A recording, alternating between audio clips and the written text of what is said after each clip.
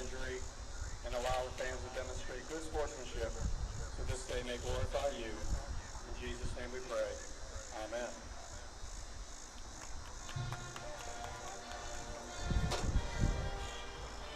Careful not to bump that.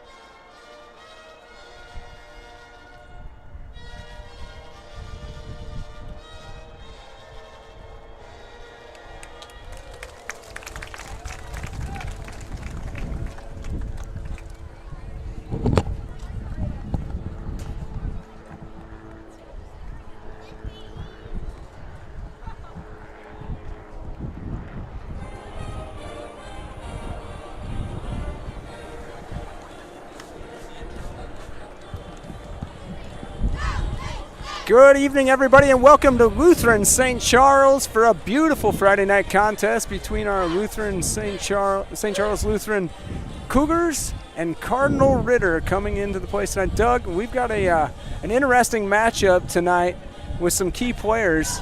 What can we tell the people at home a little bit going into tonight? Well, you got the Cougars coming in 2-2, coming off a big win last week down at St. Mary's down in South City, and you have Cardinal Ritter coming in as the #1 team in Class 5 football.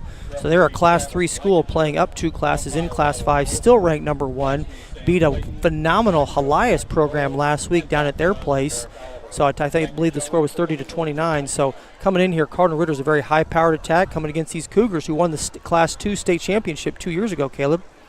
Yeah, we've got an interesting matchup. The way I've seen it, looking at Lutheran High going into tonight's matchup, this is an identity season for us. We've shown a lot of great looks, a lot of great potential, and tonight should be another test. The next 4 games, St. Charles Lutheran has a combined opponent record of 16-0. This is going to be a stretch where we really find out what the Cougars are made of. Boy, I tell you what, this is a real tough stretch. Anytime you're going to play Cardinal Ritter, #1 class team in Class 5, then you're playing a Live for Life team that the Cougars played en route to the state championship 2 years ago in the state quarterfinals, actually at Cardinal Ritter. Phenomenal game to be at. It was very cold that night, but a great game for those Cougars. Cougars came out on victorious there by about 20, but it was a tight game at halftime. Then you have a Lutheran North, or check that. Then you have a Borgia opponent that last year the Cougars trounced 53-13, but this year, tables may be turned there because the Knights are going to come in. They're 4-0 this week, and then you have Lutheran North, a team that we played last year and split, beat them in the regular season, then lost to Lutheran North in the playoffs, and they beat Francis Howell 2 weeks ago. That is a good football team. So the Cougars are in a real tough stretch the next 4 games here. When it comes to health, too, this is going to be a key stretch for us as the Cougars to keep healthy and keep key positions up and moving. We've got an interesting situation on the other sideline where a lot of split time with quarterbacks, and really the success of Cardinal Ritter comes from that quarterback position. They have 2 different quarterbacks that are showing tremendous success. A combined average QBR of 130 on the season between their 2 quarterbacks. Tell you what, that is an impressive quarterback rating for those 2 young men. So I tell you, they got a lot of talent over there on that sideline. I'm looking forward to a fun football game here in St. Charles County. It's good to have the Cougars back at home. Last time the Cougars were at home here was the first game of the season, played Parker Lutheran. And I'll tell you what, Parker Lutheran's off to a great season so far too, 4-0. And I'll tell you, they were in the state championship last year, lost the state championship, and lost in the state lost in the state semifinals week before that. So the Cougars, I'll tell you, they're just playing teams week in and week out. They're just very, very, very good. There is no softy on this entire 9-game regular season for these Cougars the last several years. Who's making the schedule for the Cougars these days? This has not been kind this Well, season. you know, the irony there is the head football coach this year, the interim head football coach, Melvin Bethany, the athletic director, made this schedule, and he says, hey, if you want to be the best, you got to beat the best. So love the philosophy. Doesn't matter. You know, at the end of the day, it doesn't matter the regular season record. Boils down to how your points for the playoffs and kind of how you get seeded, and Cougars are in a good position there in Class 4 here, moving up 2 classes after winning Class 2 state championship 2 years ago. Iron sharpens iron, they say. I read that in the book of Proverbs one time, yes. Yes. I wasn't going to cite it, but I knew you would. We've got the Lutheran Cougars kicking off, moving left to Cardinal Ritter, who will be moving right to left on your TV screens, of course, dressed in their white and maroon. The Cougars at home here in the Cougar blue. Tell you what, big appreciation here also to as always, our Director of Sports Technology, bringing you everything at home. And I'll tell you what, there's no one better in the business. I know everybody says that, but we actually mean it here at Lutheran High. There's literally no one better in the business as a volunteer as our Director of Sports Technology, Brent Gossett. The kickoff is off, and we've got a touchback to start things off. Also want another quick shout out here to our cameraman tonight, Zach Rosema. Zach Rosema did our camera here the first game of the season. I asked him if he would do it again. He said, hey, will you buy me lunch the next week if I do it? And I said, I will do the exact same thing. So this is cheap labor. I like it. He's doing a great job. Zach does a nice job for us. So thanks for him for being up here to help us bring the action to you. Much like myself up in the booth, having some continuity is always good for the quality of the broadcast, and Zach's done just that this year so far. Absolutely. All right, so Cardinal Ritter coming out, and it looks like Antoine McKay is going to get the start at quarterback here. A Division I AA commit to my alma mater, Western Illinois University. Handoff on the option. It's up the right side. He busts out. Oh, my. Oh, and this is not going to be great. He's going to rumble 80 yards to the house on the first play. Boy, he just took that. Great blocking off the edge, pulled the backside guard, and just got right around that corner here. That was an impressive start for these Lions. That's Jamarian Parker with the carry.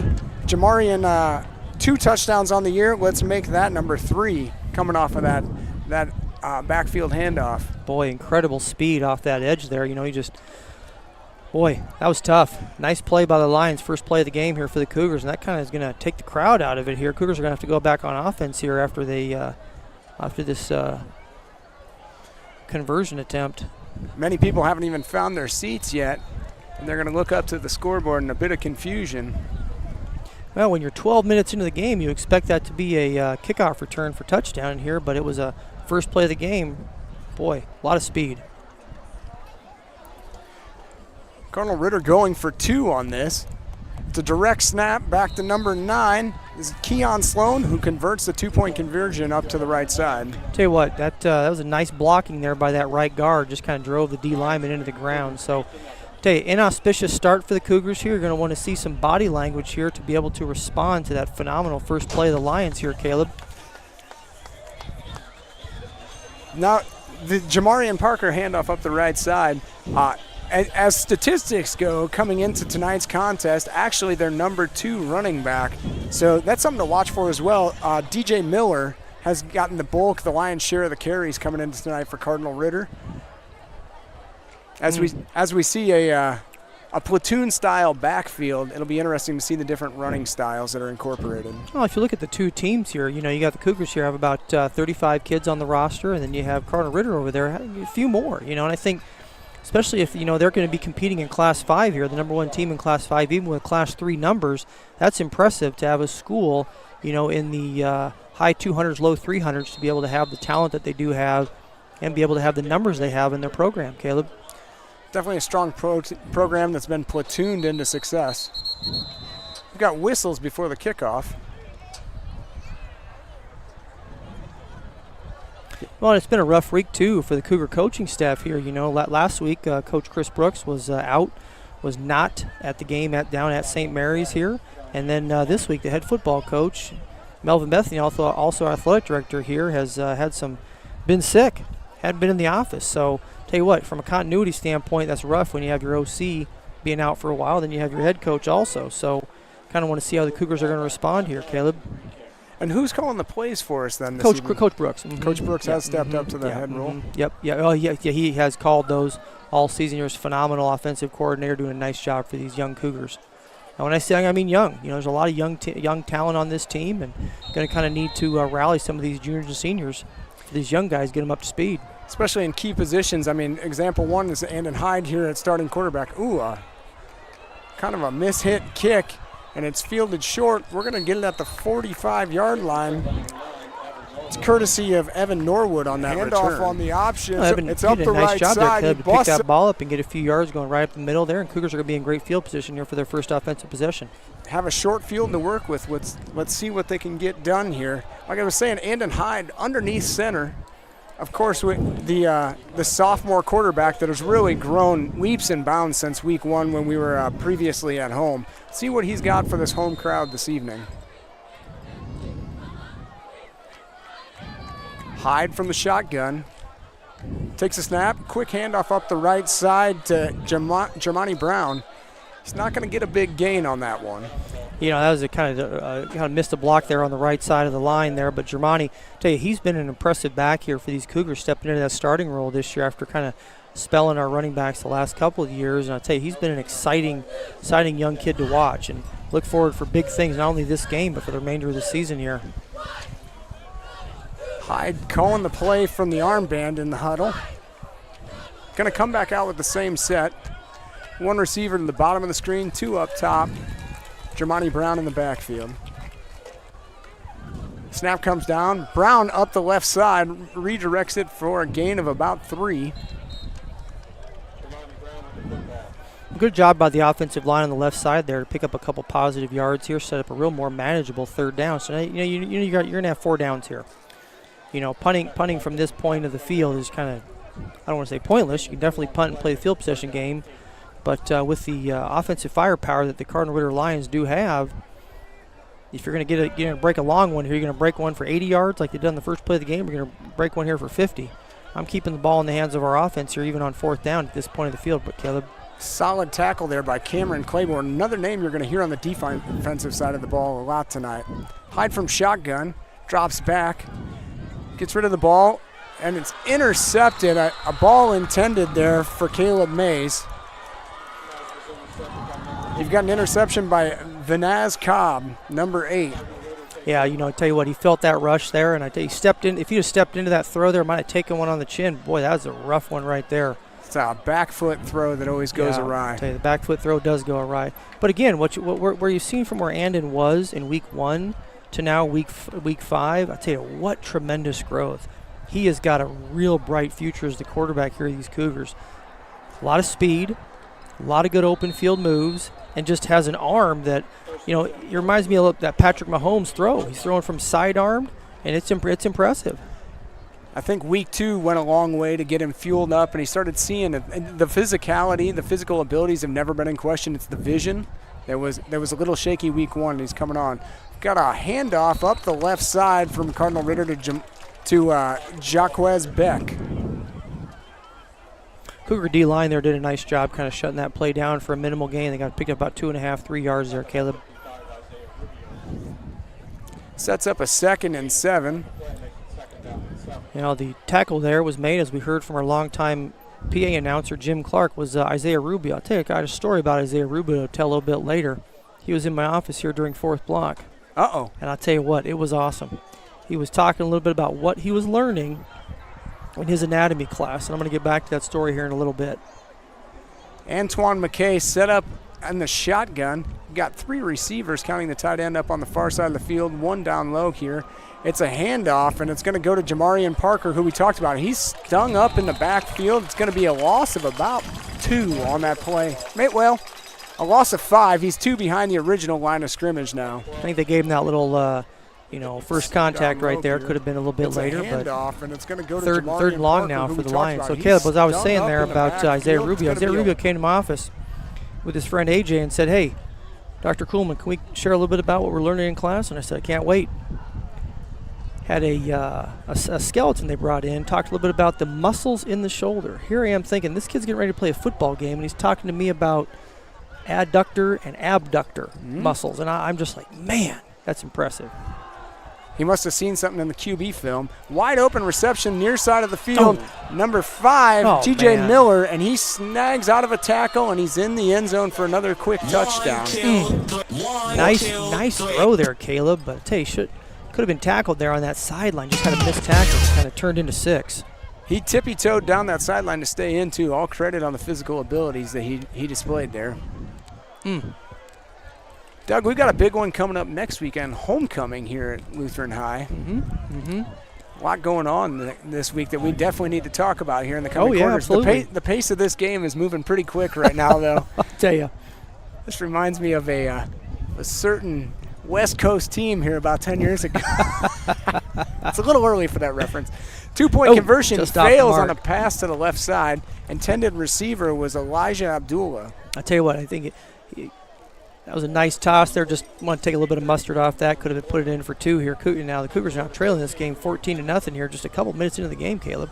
Yeah, we're only a short 3.5 minutes in and facing an uphill battle. Yeah. Well, you knew coming in, Caleb, you're playing a great football team. You're playing a team that has just been dominating opponents here this year. When I say dominating, yes, they won by 1 point last week, but they were playing a Helias football team that has had a tradition-rich history from Jefferson City, Missouri. Won the state championship here a few years ago. I want to say 3 or 4 years ago. And so both these teams here looking at this, you got the Cougars coming off a state championship. Cardinal Ritter has been in the hunt for a state championship, if not earning the state championship. Gosh, 7 out of the last 10 years. Phenomenal program. Deep kickoff from Cardinal Ritter, and that's going to go for a touchback into the end zone. Well, you were talking about homecoming earlier, so I know we do have homecoming coming up here next week at Lutheran High, and a lot of fun things going on. It starts actually tomorrow. Student council will be decorating the hallways, getting things all ready, and then we have dress-up days all next week. And, I always said as an old football coach, well, homecoming's a football game. But, they have this dance thing that, who cares? Homecoming's a football game, right?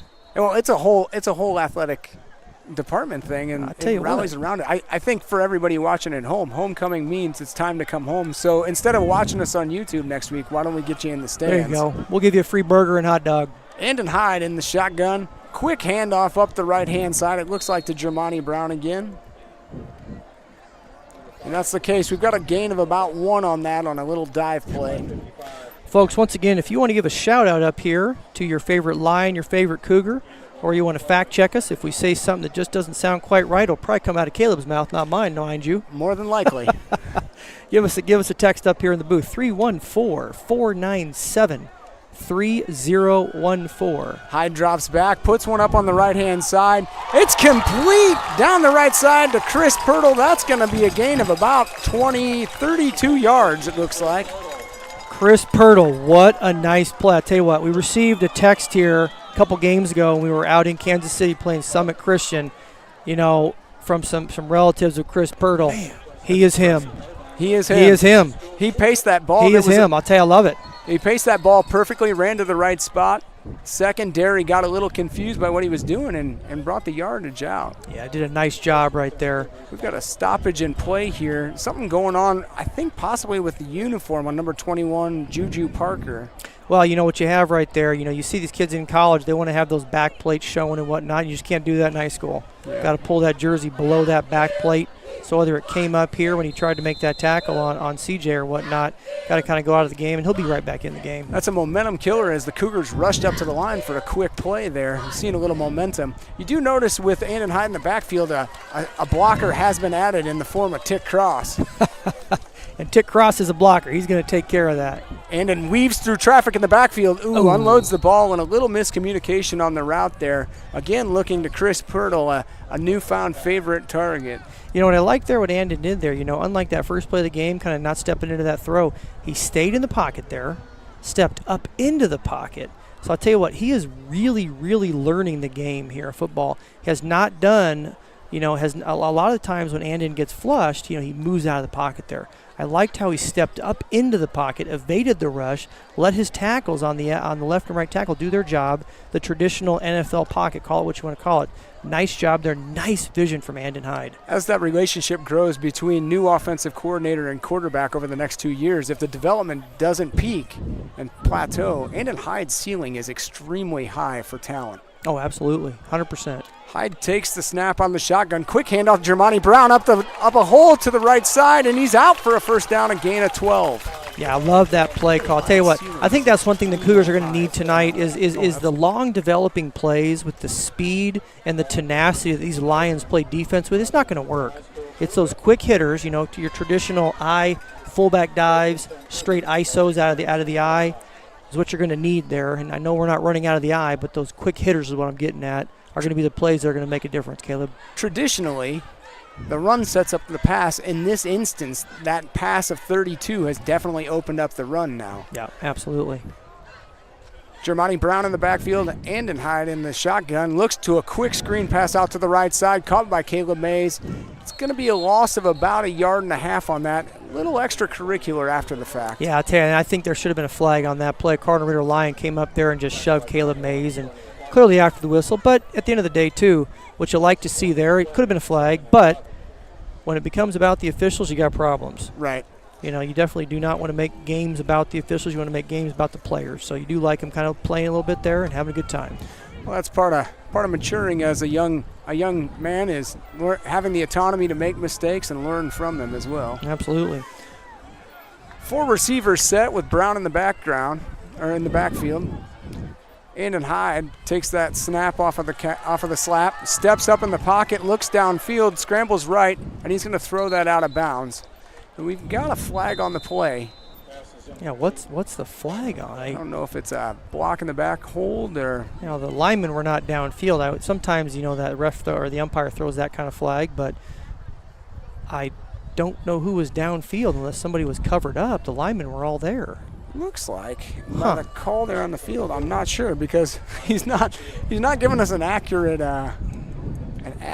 number unless it was Isaiah Rubio, the guilty party. No, I don't think so. He was not downfield. I think what happened there is you had a tight end who was covering up, and then you had a who could not go downfield then, and the tight end did go downfield, and he was covered up by the outside receiver. So instead of being a flanker, he was a split, and you can't have a split and a tight on both sides on the same side. Well, that sets up a 2nd and 16.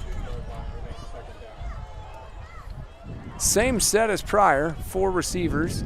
Drops back on a 3-step, looks to a drop off to Jermani Brown. Brown's going to get out to the right side and pick up about 4 yards on that. Yeah, nice little screen play there, a little quick drive. Cougars set up a much more manageable. You'd much rather have 3rd and 10 than 3rd and 15 against these, or 3rd and 12 against this Lion pass rush. A special shout out to Isaiah Rubio's brother Gabe in a hot battle tomorrow night on national TV as they are going to take down the Ohio State Buckeyes. Oh, I tell you, you love to see it. And when I say I love to see it, I would love to see that. You know why? Because I don't like Ohio State. I do not like Ohio State. The good thing is we get to say that because we have mics right now. Yeah. Folks at home, you might disagree, but you don't have a mic. It's okay. I never said I was impartial. When it comes to college, we can get away with a lot. Absolutely. The 4 receivers set again, really working that far side of the field. I wouldn't be surprised, Doug. At what point do you take a shot over there with that bulked up receiver package? Yeah, I'll tell you, only rushing 3 guys here. Lions are definitely playing the pass here. They're going to be a tough. Oh, nice throw. Love the throw. Good. Great throw. A little bit of on that incompletion. Looks like a little bit of contact coming off from number 22, Cardinal Ritter, Calvin Jacquez, and he was all over Caleb Mays, who wasn't even the intended receiver in that situation. No. Talking about Gabe Rubio, folks at home, if you do not know, I tell you what, you're living under a rock. Gabe Rubio, phenomenal player here for the Cougars. Now playing for the Notre Dame Fighting Irish. Talked to his mom earlier. He's been injured here after that first game of the season out in Ireland. He is now back. He is cleared and ready to play.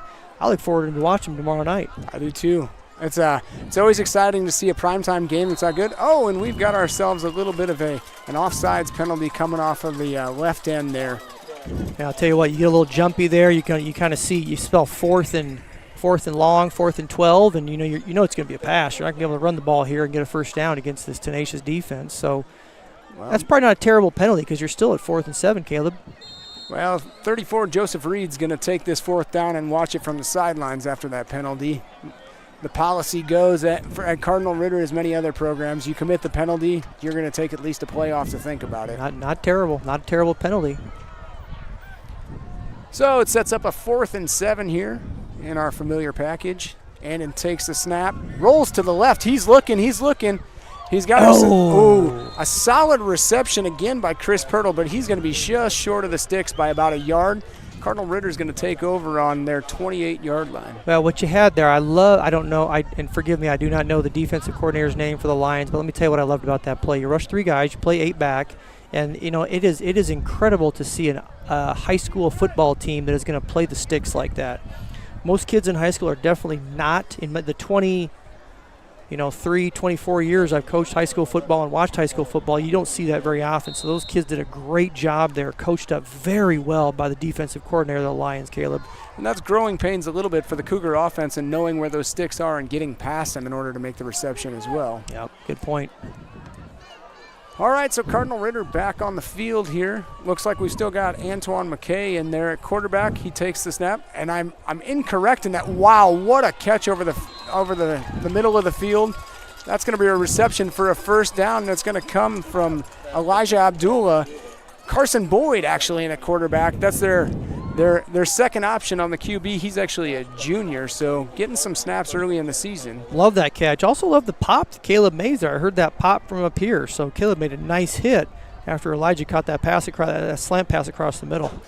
Elijah put the stickum on the gloves tonight. That was a ball that was beyond him, and he reached up and not a massive presence at 5'10". No, I was going to say, is he 5'10"? Does not look that tall. That looks from like up here. A generous 5'10" on the sheet. McKay takes the snap, and it's on a jet sweep out to the right side of sorts. Ion Carter with the carry. He's going to pick up about 3.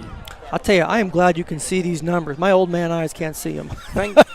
Thank everybody up in this booth for this light on the roster. Tell you what, love it. Well, that's from our usual play-by-play man, Brian Brainsteiner. So, yeah, he's done a nice job right there, and you are filling in admirably. Now, yeah, I think the people at home should know that I came in expecting to do color in a 3-man situation like week 1, and 2 minutes before we come on air, I was told that Brian won't be here. You're actually doing play-by-play. So you are doing a bang-up job, my friend. So Carson Boyd back in the shotgun. He's going to keep this, go up the right side, roll it, and he's got yards to go and speed to back it up.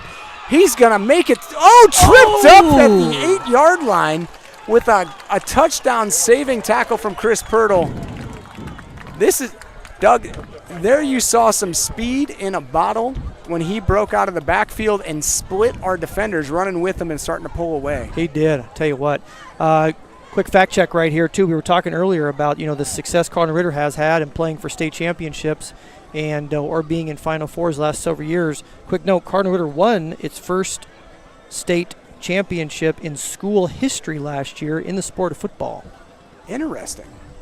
Well, I'm sure that they've had their fair share of success leading up to that first state championship. And again, if we have a historian on the text line, I'm sure that wasn't their first appearance in a state title game. I can tell you it wasn't. Carson Boyd with the handoff up the left side, and that's going to go for a touchdown. Number 3 again, Jamarian Parker. And somebody can fact check us on this. I remember going down to the Dome here maybe 2005, 2006. Yeah, it could have been a little bit later, actually. Boy, probably 2010. I was a young buck. I was coaching here at Lutheran High, and it might have been 2010, 2012. I don't remember. Somewhere, it was over there, 28, 29. The athletic director at the time was Willie Ash. Willie Ash is a good personal friend of mine. He was the athletic director then, and I remember seeing him down there at the Dome when Cardinal Ritter played for that state championship. So have had a lot of success at Cardinal Ritter.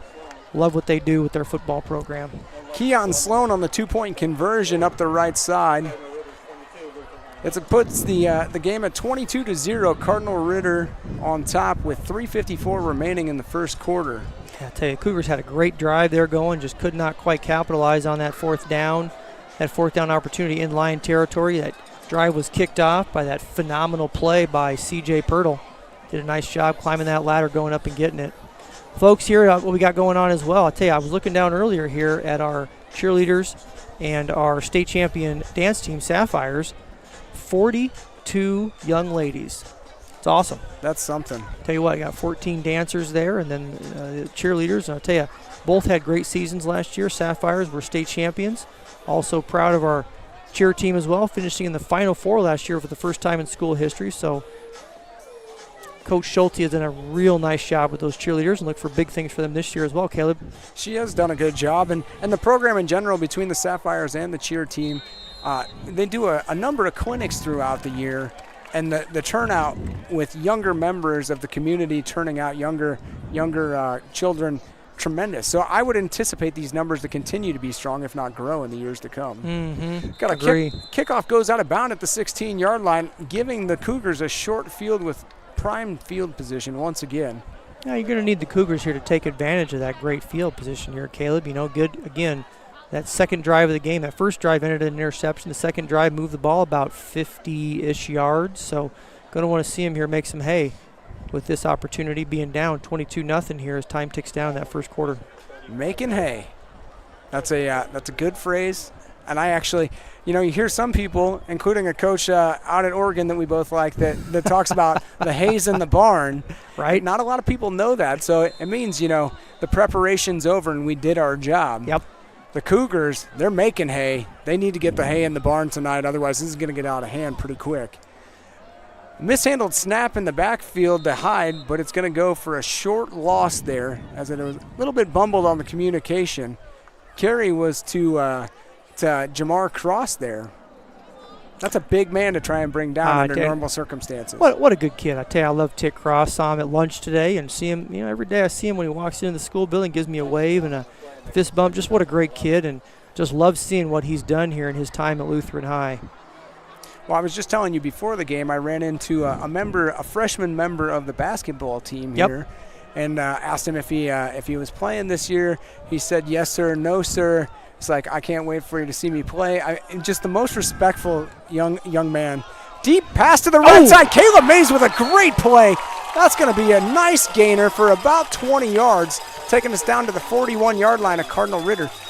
We're starting to see a little bit of the game open up on that right side deep on the passing game. Yeah, I'll tell you what, and he threaded that needle in between two. I'll tell you, Cardinal Ritter Lions had phenomenal coverage there, and Caleb just went up right between them and pulled that ball down. Nice play by Caleb Mays. That's a mixture of talent at the quarterback position and the receiver position. Jermani Brown with the handoff, and he is weaving and bobbing up to the left side. He's going to get a gain of about 5 yards on that one. Yeah, nice play by Jermani. So, go ahead. I was going to say, last year, Doug, a little bit of that platoon backfield. Jermani Brown this year has really emerged as the dominant back in a lot of our situations. Yeah, between he and Evan Norwood, there was a nice 1-2 punch there, but Jermani has taken a majority of those snaps. Evan's playing a great job, doing a great job for the Cougars on the defensive side especially. So, Jermani has really come into his own this year as a running back. You've got Pirtle and Jackson Bethany lined up on that left side. Caleb Mays down here on the right with Brown in the backfield. Hyde's going to take the shotgun snap, looking to the sideline. Well, and the hard part here is with those, now you got the 5-second clock starting to go. Jermani Brown breaks one up to the center to the right side, and he's going to get a first down to the 27-yard line for Cardinal Ritter. And we're starting to open this game up. You've seen it now twice, where a very simple play up the interior was opened up by a nice pass play downfield. Yeah, very good. Absolutely. Good point. Love this check with me, with Coach Brooks on the sideline here and doing a great job here as well. So, the Cougars here with these play clocks, not working here in the stadium, kind of got to watch that back judge right there when he starts counting down 5 seconds. So Andon has done a great job kind of milking that clock. No point in trying to go too quick with the Lions here. Got Jackson Bethany in motion coming down to the near side of the screen. Andon looks to the sideline. That 5-second clock is definitely in danger. Takes the snap, looks to the right. It's going to be a quick screen pass out to the right-hand side to Jay-Sean Richmond. Jay-Sean's not going to get very far in that play, gaining about 1. Another good kid, man. I tell you, we got so many good kids here. Just like Cardinal Ritter, good kids on both sides of this football here. But Jay-Sean's another one. Just love seeing his smile in the hallways, and I'll tell you, I love seeing kids excel when they love what they do here, playing this game of football. Well, it seems as the season's gone on here, as many teams do. This team seems to be really pulling together. They're maybe getting not the execution of results that they expect, because they expect a high level of execution, but it looks like they've really come together as a squad. Yeah, well stated. Jermani Brown met in the backfield by a herd of Cardinal Ritter defensive linemen. the tackle going in on Cameron Claiborne there, that key defensive end. Yeah, we're just going to say that that play did not work well. No, no other way to say we it. may not want to revisit that one for a bit. That's going to set up a 3rd and 11. Folks, you're probably not going to see that play on the replay from our longtime director of sports technology, Brent Gossett. So he had it queued up, but he just killed it now. So. Smart man. Smart man. Got a 2x2 receiver set here. And it takes the snap. He's got a little pressure in the backfield, gets it out to the right-hand side, and I think that's going to be a reception there for Ja'Shawn Richmond, picking up minimal gain, maybe about 2 yards. 4, yeah. Yeah, picked about 4 there, it looks like. So now you're at 4th and 8 as opposed to 4th and 12. Again, you're closer, you're easier. So Cougars have now been in this situation 2 times, Caleb, where you have 4th down and manageable in Lion territory. First time we're not able to convert. Let's see if they're able to convert on this down. So we're down at the 26-yard line. What's the range for Andon Hyde as our kicker? Yeah, it's not. It's not great. No, it's no, not great. No. Well, I mean, I know about not great. I didn't say that, but what I said here, you're talking about a range here, a 35, your 42-yard field goal right here from the 25-yard line. Dangerously close. Another drive. We'll keep it in mind. Andon Hyde with the snap, looks to the right, unloads pass quick. Interference. That's pass interference. Yep. A ball intended for Caleb Mays. Yep. Thrown a little behind him with the help of the secondary pushing it by. Yeah, and the good thing there, if it's in the NFL and it's pass interference, that's not a first down. No. But with defensive holding would have been a first down. But in high school football, it's an automatic. So the Cougars are going to pick up right there. They're going to have the ball on about the 20-yard line. So even though it was literally a 3-yard pass, going to get a first down. Spotted the foul in the NFL. That would not have helped very much. Yep. So coming up on the end of the first quarter, but the Cougars get a reset on downs here.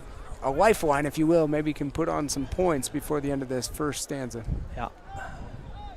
Well, the Cougars here, their run game, they've been successful with the quick hitters and have been successful on a couple of these deep passes here. Haven't had a lot of success on the short passes. Again, the Cardinal Ritter Lions are doing a phenomenal job, Caleb, just rallying to that football. It's like they're going to rush 3, they're going to rush 4. They're not blitzing, they're not bringing 5 or 6 guys, and they're just playing defense and saying, hey, catch the ball, we're going to hit you.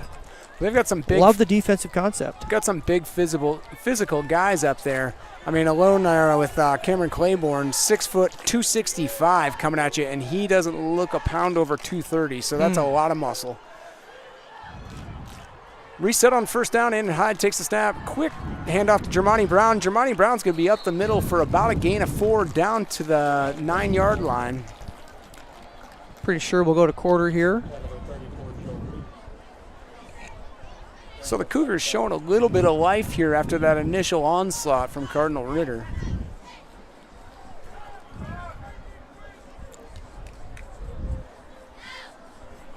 Folks, we're going to go to quarter here. We're going to be on a break. We'll be back here after the first quarter. Enjoy the sights and sounds of Lutheran High School Cougar football.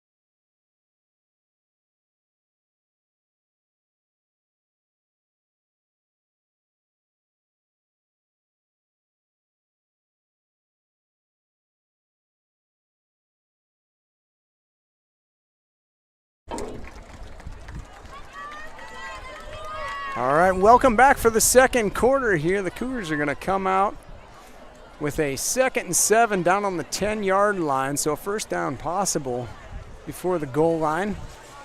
Great intermission entertainment from the Lutheran High cheerleaders, and we've even got the robotics team out there with the shirt gun firing robot, the hit of the football games this season. I'm sure something special is planned for homecoming next week as you all come out and visit. And Hyde off on a scramble to the left-hand side. He sees the end zone. He's going to get there, beat it into the pylon, and we've got a touchdown for the Cougars as he mows over a Cardinal Ritter defender in Vinaz Cobb. This is just what we were alluding to before the break, that Andon Hyde really showing his maturity over the course of the last 5 weeks, is becoming a leader and also an offensive weapon. Just a reminder here after the touchdown, we've got a text line featured there at the bottom of the screen. Feel free to send up some text shout-outs and some well wishes, as we love to hear them through the course of the evening. Hyde with the kick, and it is into the back of the offensive line, so that is not going to work out. Score moves 22-6, Lutheran Cougars.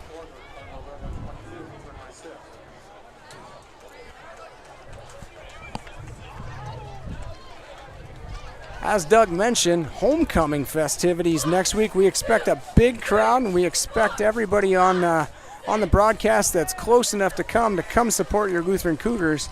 And speaking of support, we've got a tremendous amount of sponsors to mention this evening. The Gold Level, Signature Orthopedics, the Lutheran Booster Club, of course, always welcome in our Gold Level sponsors. Silver Athletico, A&W Car Shield, CertaPro Painters, and ProCare Health. So the Cougars come out now 22-6 with a kickoff and some momentum to potentially get some things done before halftime against this tough Cardinal Ritter offense. Folks, once again here, give a shout out up to the booth for Caleb and I to talk about your favorite Cougar, your favorite Lion. The text number up here in the booth is 314-497-3014. Lower right-hand corner of your screen, in white color font down there, 314-497-3014. Kickoff coming from the Cougars. It's going to be a low driver to the left side, and it's going to bounce into the end zone for a touchback. I'll tell you what, Andy's done a nice job here, kicking off for these Cougars.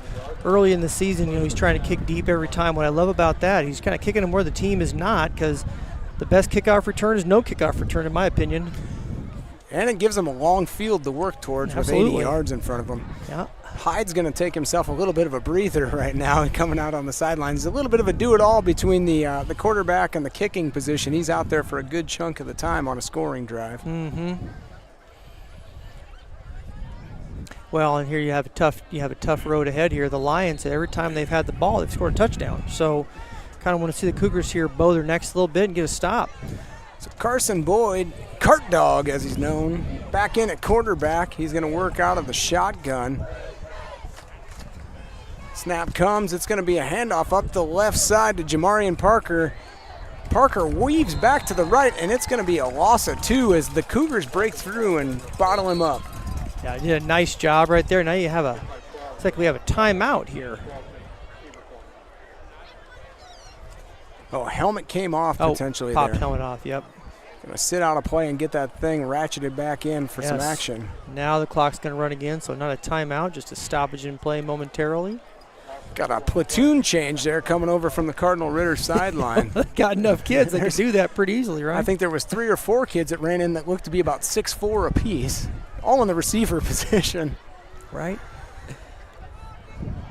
All right, so Cart Dog going to take the snap out of the backfield. Looks downfield, right, left, going through the progression of reads, and he puts it 40 yards downfield, and it's going to be on the money. Holy cow, Deshaun Stevenson ran under that, and a big gainer that takes him down to the Cougar 32. Yeah, I'll tell you what, Caleb Mays is a phenomenal corner. He's going to play college football. Caleb Mays is number 23 for the Cougars. And I'll tell you what, there has been not many athletes that, Caleb cannot make up speed-wise. But I'll tell you what, nice job right there by the Cardinal Ritter receiver to run under that ball and made a nice play. So I'll tell you what, Caleb's kind of looking at himself going, man, He's going to want that one back because he's got a ton of talent. He hit that seam and got on the inside of Caleb Mays, making a big gainer.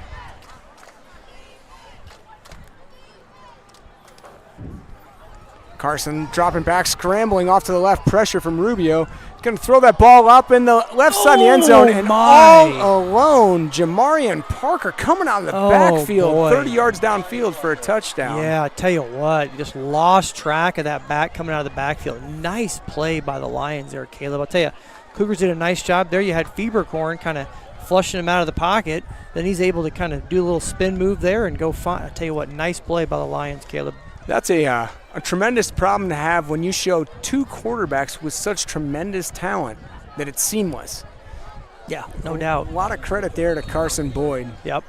I mean, if your starting quarterback and Antoine McKay is playing Division I AA, and your second string comes in and looks just as good, I don't know what to think. Short on the 2-point conversion as the Cougars hold face. No, nice job there by Isaiah Rubio. And we were talking about Isaiah earlier. I'll tell you, he can do it all. He can tell you about adductors, abductors in the classroom. A lot of adduction going into that tackle. I don't know the difference between abduct and adduct. I don't know. I was a bio major, but it was a long time ago, brother.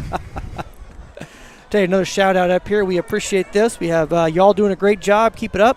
The game is much more enjoyable with you, too. God bless. I tell you, God bless you. Thank you so much for saying that. We appreciate it. Love doing this up here and volunteering our time to help bring the games to you.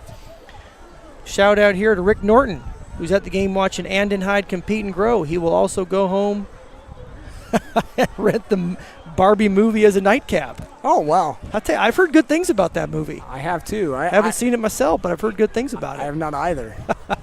Boy, that first shout-out, too, that we don't get paid a ton for this, but that does make it all the worth it when people recognize, our effort to try and be as professional as possible. Right? We got to try up here. Me more than you. Yeah, well, fair. Let's go Andon Hyde. He's my cousin. Atta boy. Tell Todd he owes me my Canes. Well, who doesn't owe somebody Canes? Canes chicken. Does it get any better than Canes chicken? Oh, that sauce is I'd say we should do a poll. Canes chicken or Chick-fil-A? What are you going with? I think that's apples and oranges. Really? Yeah, because you got sandwiches over Chick-fil-A. It strips only at Cane's. True, and it's only fried. You got a grill. And you got the Buffalo Wild Wings. Fair. Maybe it's probably a closer comparison. Okay, well, I'm going Cane's then if that's the case. I'm probably going Cane's okay. too. Buffalo Wild Wings is so 10 years ago.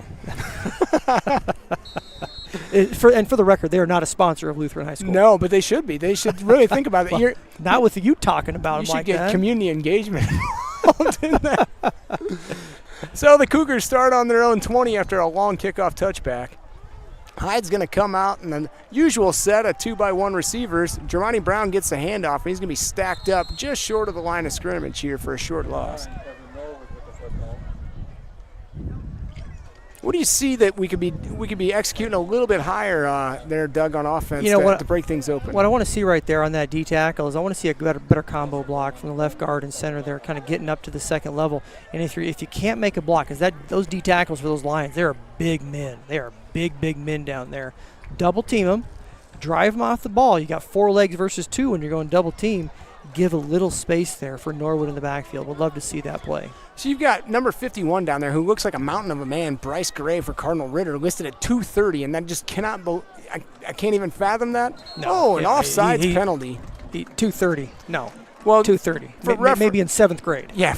He's a big man. For reference, Bryce Gray is lining up in the middle of the defensive line. To the right of him is number 55, Cameron Claiborne, who I just mentioned is 265, and he makes Cameron Claiborne look like he's in about 8th grade. Yeah, no doubt. Cougars rush out of that huddle. They're trying to get this thing moving after that 5-yard penalty. Oh, we've got a bobbled handoff. They're going to say his knee was down right there. Oh, so the bobbled handoff, knee down to pick it up. It's going to be a dead ball there, and it knocks us right back. Well, we have another shout-out right here. Correction, Malik Perkins, number 6 from the Lions defense. It says, y'all don't know his name. So I don't know if we've been calling it wrong or we're mispronouncing number 6, Malik Perkins. So if we've been pronouncing that wrong, we apologize, or if we have our spotters not giving it to us correct. Number 6, Malik Perkins. I don't think I've called his name I don't yet. remember that either. So it's not that he's not making plays, probably. I just don't believe. I don't remember calling his name either. Or if we're mispronouncing that, we apologize. So that's why we're doing it up here. We're volunteering our time, but if we're doing something incorrect, we want to know about it because we want to make sure we're respecting these young men playing this great game of football here for the Lions and the Cougars. So we apologize if that was something we missed. Injury timeout down there. It looks like Isaiah Rubio has tweaked something there on the right lower leg, knee area. Yeah, I'll tell you what, Rubio has had some challenges with, cramping. Tell you, he's a big man. He gained a lot of muscle this offseason here. He'll be playing college football next year somewhere, being a senior here for the Cougars. And I'll tell you, it's amazing the fact that we're talking about Isaiah Rubio as a senior. I remember here when Gabe, his older brother, came as a freshman, and, Isaiah was always running around. He's a ball boy for us, doing a lot just having fun during practice and during games and whatnot. Now to see him here as a senior, I tell you, time goes by, right? Yeah. Awesome to see. It's the one thing you can never stop. And I think it's a testament, too, to see the come up, if you will, of these boys and the men over the course of their career, their academic careers in the Lutheran school system. He's looking a little ginger as he's trying to make his way to the sideline. But under his own power, he comes over. And that is actually not Rubio. Yeah, it's not Rubio. That's Ryan Feldhake. Yeah, it's Ryan Feldhake. Okay. Yeah, he's one we're going to need. And Ryan is such a good kid, too. I can tell stories about each and every one of these kids on the Lutheran Cougar football team, but walks in every morning, I always say, how you doing? Just kind of gives me a little wave, a little head nod. I don't know if it's because it's 7:45 in the morning and no kid wants to talk to anybody at 7:45 in the morning or what, but always love how polite he was to me. In my defense, 66 and 55 look an awful lot alike when they're laying on the ground. Well, hey, I did reference the fact that you have good eyesight here without using any binoculars and trying to spot all those kids. So decent, yeah. So you say good morning, how you doing? But I know it also is followed with you good, because that's a Dr. Doug Kuhlman. Absolutely. That's servant leadership, making sure everybody has what they need. They're having a good time. And with the snap, he's looking downfield. He's got a guy. Oh, Pirtle just overshot, and we've got a flag. Yeah, it's going to be a flag on number 21. Number 21, Antonio Juju Parker Jr. held up the receiver. Yeah. There's a lot of hand fighting going down that sideline, and it definitely looked like the pass was on pace, if you will, for Pirtle to run underneath it. It definitely was. Andon made a nice throw right there. I'll tell you another thing I've noticed about Andon Hyde is early in the season here, I remember talking to a couple of his teammates, when we're playing Hazelwood in the Jamboree and the other folks that we had here at the Jamboree St. Clair, and watching the trajectory on his balls. When he put the ball up in the air, it wasn't giving the kids enough time to run underneath of it here. And he's grown the 5-6 weeks to 7-8 weeks of the football season here, has done a much better job with either firing it in there or putting some air under the football. So love that throw by Andon Hyde. And that's just a testament to Coach Brooks and him developing that relationship. Got a quick handoff up to the left side, sniffed out there at the original line of scrimmage.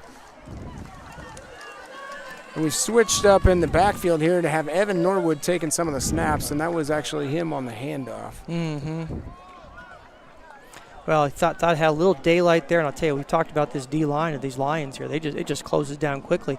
When you only have 6 guys in the box here playing this, this 4-2-5, I kind of looks like a lot of sets there in a 4-2-5 defense here with 2 safeties deep, and that middle of the field's closed. So those guys are controlling the line of scrimmage, just 4 guys up front, and that's tough to do in high school football. Norwood takes the handoff. He's going to go straight up the middle for about a 10-yard gain. It's going to leave us just short of the first down now with a 3rd and 1. A long one, Dr. Doug. Yeah. Well, now I tell you what, now you're in a situation here. What are you going to do? You going to take a shot on 3rd and 1 because you're going to go for it on 4th down, even in your own territory, down 28-6, or are you going to try to pick up a first down here? It's a good point, really. The defensive line's definitely shown its mettle tonight, but you try and risk it as they anticipate a downfield throw. Hyde with the handoff, and he's going to be, oh boy, and Norwood's met in the backfield for just what the Cougars don't need in a 2-yard loss. So it's going to set up a 4th and 3 now. Yeah, I'll tell you what, and you see, offensive line coach there, you see Coach Southmaid here and some other of the Cougars just kind of saying, boy, we got to do a better job there, especially on 3rd and 1. You can't have a 3rd and 1 become a 4th and 2. That means you did something wrong. The 4th and 2, and that's about 2 3/4 yards. So just a touch off on my estimation. Close enough, right? Yeah. Horseshoes and hand grenades. So Hyde gingerly coming out as he's listening to the play call from the sideline. Looks like we might be taking this down, take a timeout as the clock's ticking down, figure out what to do. This is a gut check moment here in the middle of the second period. Doug, do we have any sponsors this evening? Well, how about you tell me about some sponsors of the homecoming week coming up? We do. Let's talk a little about next week. Pardon me.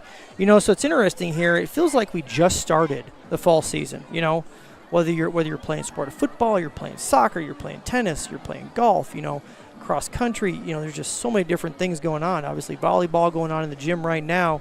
You got so many sports. So coming up next week, homecoming week. Monday's a packed day.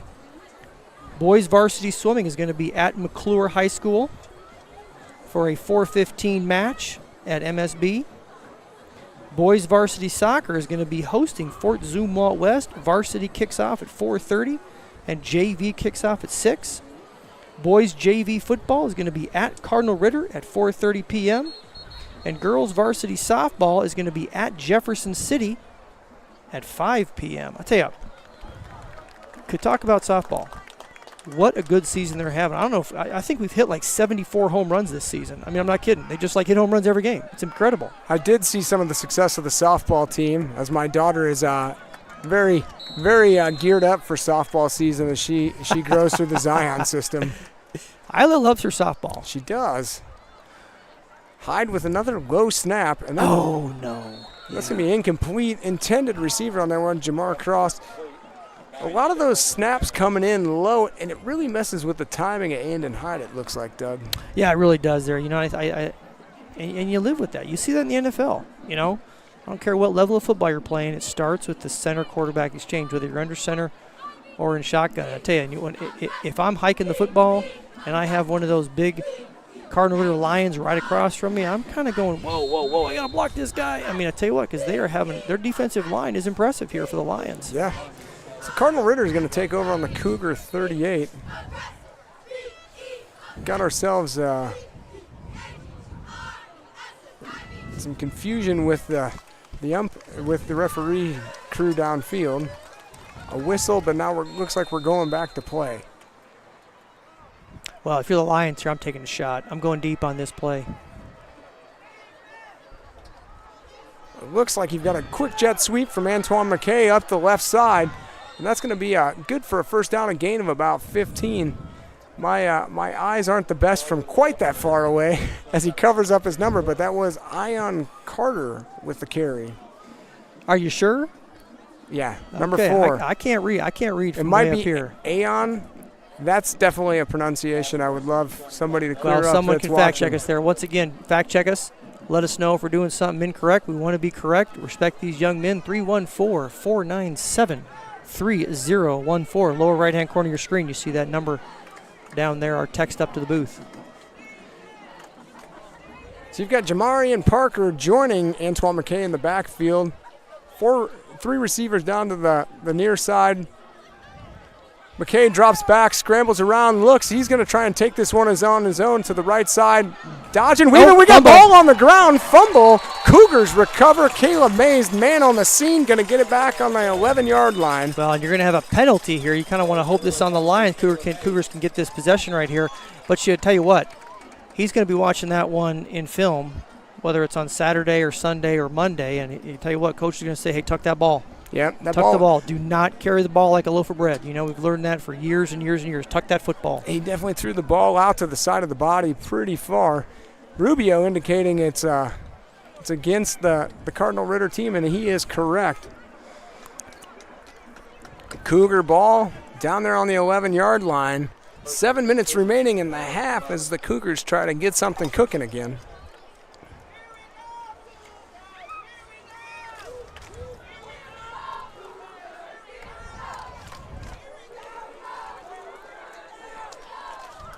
Looking down on the sidelines, the Cougars are looking like they're energetic and they're still with it here. They haven't let the scoreboard get them down to this point in the game. Jamar Cross came off and he is riled up and ready to get back in there and make some plays. A little plug going into the game tonight, Doug. As I came up to the booth this evening, I was greeted by, some different fundraiser opportunities. Ooh, fumble in the backfield.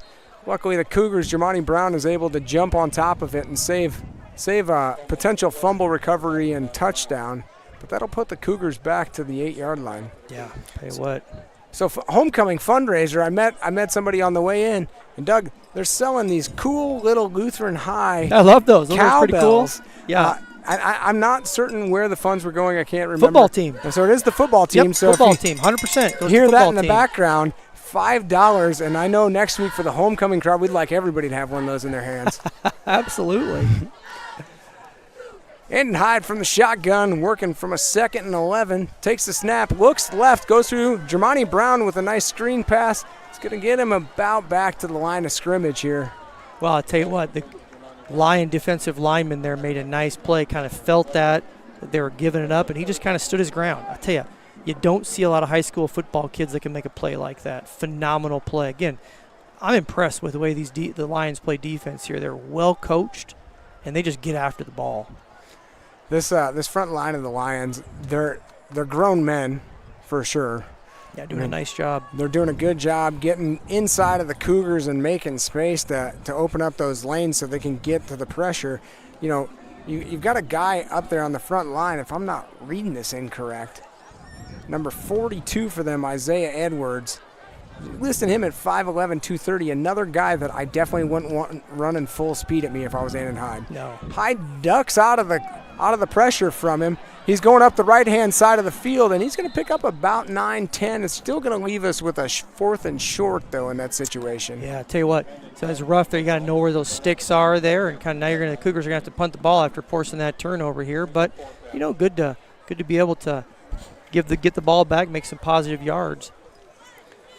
Doesn't really hurt Cardinal Ritter a ton. They're still going to be working with a short field after this punt. With 5 minutes left in the half, they're still going to smell some blood in the water, hoping to put some more on the board before halftime. Folks, and as we go to this punt right here, just want to make a comment. Really appreciate the texts we're getting up here. I tell you, they're nice, awesome.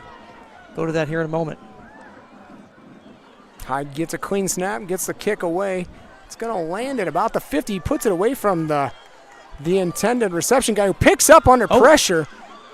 Missed tackle, but he's only going to get out to about the 46 as it was Malik Perkins. Thanks for the pronunciation help. They had that return play. Yeah. There is a flag on the field, though. I'm surprised Perkins picked that up. He did a nice job there to make about 5-6 yards after picking that ball up. I thought he might just let it go, but that's a field position thing right there. What I like right there is Malik waited till he was able to pick that up and fully hold the ball and then make those yardage. You see a lot of kids are going to try to pick it up early. They're going to fumble it. Nice job by Malik. A block in the back is going to pin the Cardinal Ritter team back a little further there on the return. And Malik, you talk about the anticipation and knowing when to pick the ball up, but also I'm wondering how fast he actually is, if he has the confidence to say, I know, right? I don't care that you're that close. I mean, he probably has the speed to exhibit just what lightning in a bottle means. Totally. I like a guy who's confident in his skills. I do too. Cougars are able to flip that field position there. Couldn't do anything with the ball on the offensive side, but long field here for the Lions. Antoine McKay on the shotgun, fakes a double handoff. He scrambled off to the right side. He's going to pick up some yardage and a first down as he goes out, and that is a big hit. Inadvertent, it looks like helmet-to-helmet hit. Was it a helmet-to-helmet? Are they going to get a horse collar here on number 12, Jacob Fieberkorn? I tell you, I want to talk about Fieberkorn in a little bit here momentarily because of the game he played against St. Mary's. But I also want to say we've gotten 5 text messages here the last couple minutes. Cardinal Ritter Lion fans appreciate him bringing the game here, so they're having a good time watching this game. And if I'm a Lion fan right now, I'm thinking, hey, I'm up 28-6. I'm out the road here in St. Charles County. I'm playing a good football game. So we appreciate the opportunity to bring this football game to you and appreciate the litany of God bless, you're doing a great job. And we're just trying to bring a good football game here to both these teams, huh? Well, that is the goal. Impartiality is still key. Yeah, of course, we're Cougar fans. We're a Cougar fan. 100% all the way, but we're going to respect what both these teams do tonight. Love seeing kids play football. Had another shout out here from a Lion fan. I love hearing my son's name called. That's cool.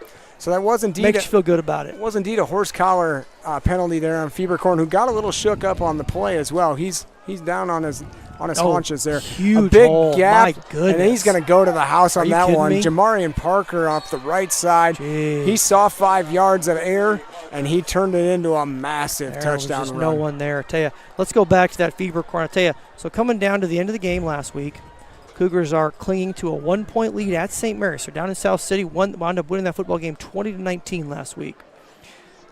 Wound up punting the ball back to the Dragons. Dragons have the ball down 1. About 2.5 minutes left. Got a timeout. Fieberkorn comes up with a huge sack. First down. Second down, Fieberkorn evades the right tackle, goes right around him, forces an errant throw. It's 3rd and long. Guess who makes the play on 3rd down? Jacob Fieberkorn. Tell you, I don't know what it was, but he's got these arms. His arms are like 8 feet long. Yeah. I'm not kidding, Got a wingspan. And that wingspan is just huge. And he made some nice plays to kind of close out that game, kind of come in there and really just be the quote-unquote closer for the Cougars at that defensive end position. So Antoine McKay sneaks it up the middle for the 2-point conversion. It's going to put it at 36-6. We have almost 5 minutes left remaining in the first half. Cardinal Ritter really coming out on fire, imposing their game plan on both sides of the ball so far. Well, you kind of have a game here. You look at now it's 36-6. Cougars have done some nice things, but just haven't sustained drives outside of that one where Andon was able to punch it into the end zone. Once again, folks, you want to get a shout out here on the air? 314-497-3014. Another shout out here to our Director of Sports Technology, Brent Gossett.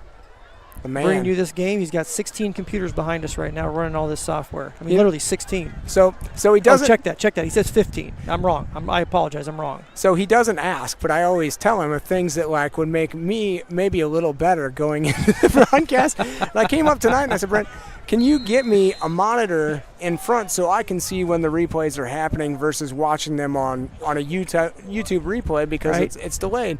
And he said, yeah, no problem. Next week you'll have it. Yeah, he's going to print you one. He's got 3D printers at his house. No, he says he has an HD monitor he can set up for us to watch from the screens as well. So we are really stepping up the game. We are. And the amazing thing again, folks, at home, we're doing this out of our love for Lutheran High School and watching these young men play football. So appreciate you giving us the opportunity to bring it to you here tonight. And again, another shout out to our cameraman here. I'd say our longtime cameraman, but he's our 2-time cameraman. He's been here twice. Zach Rosema. It's long time and the 3rd occasion. So get your punch card out for next week. I've had a limited amount of time to be up here in the booth, but Doug, there's some rumblings. Like this is almost like I've heard rumblings that this could be an award-winning high school broadcast. I don't know though. I mean that's just conjecture at this point. I haven't seen it. It starts with Brent Gossett. Yep. He's doing everything up here with all these computers. Nice pitch and catch out there to number 11 Jackson Bethany. Makes some good yards on 1st down. Now you kind of open the playbook up here. You got 2nd and 4, a long 5 rather, 2nd and 4.5. Staying on rhythm, important for the Cougars as they get the positive 5-yard gain there on 1st down. And it looks like they're working with a little bit of urgency, knowing that halftime's coming up. Hyde communicating over to Jermani Brown, the play call. Looking to the sideline. Takes the snap. Brown's got it on a draw up the middle. Going to be a short gain for about a half yard. Well, once again, the best plays we've had running-wise are those quick hitters. When you're trying to run that zone read and or just that appearance of zone read, if it's not a zone read, it's just a true give.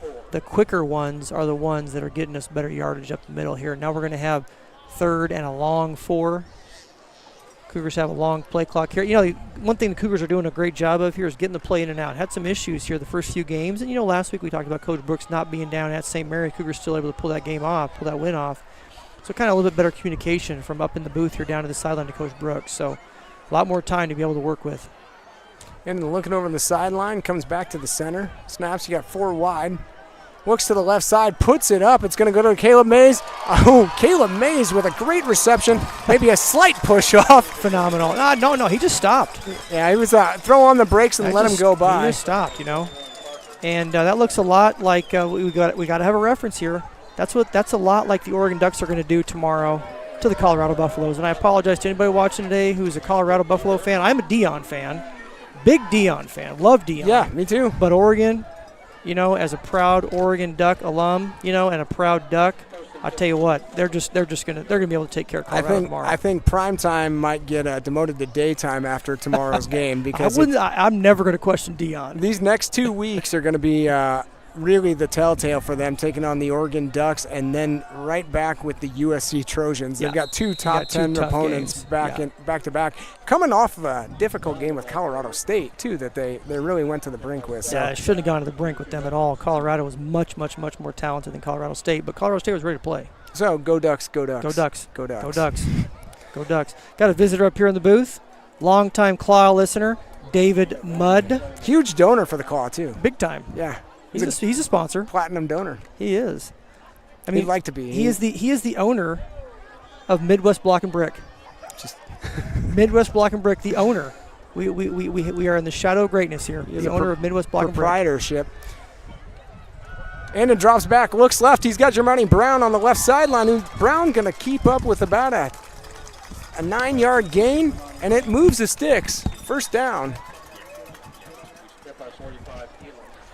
That's the type of play we've come to expect to be pretty flawless from Annan Hyde and Jermani Brown, and they just showed it right there. Cheerleaders fired up after that. Of course, as always, with 2 minutes remaining in the half, stay tuned as you get your halftime performance from the Lutheran High Sapphires. State champions. State champions. With only 3 home games this year, they make the most of each one of them. They do. And then Hyde with a quick handoff to Norwood, and he's going to be met around the corner with a stiff pop. Thought he had that edge there, huh? Yeah, for a loss of 1. He had a trailer chasing him there and 1 waiting. Going to set up a 2nd and 12, it looks like. Well, we have a shout out right here from a longtime Claw listener. His initials are DW. I won't tell you his name, but he has the same first name as me and his last name's Walker, so do the math. Yeah. Okay, do the math. And he says, quote, "No one cares about the Ducks." No. Cannot believe it. I believe if I was correct last year, DW was up here with us for some games. If you want to talk smack, you come back and help. Yeah, that's right. That's right. Sitting at home watching.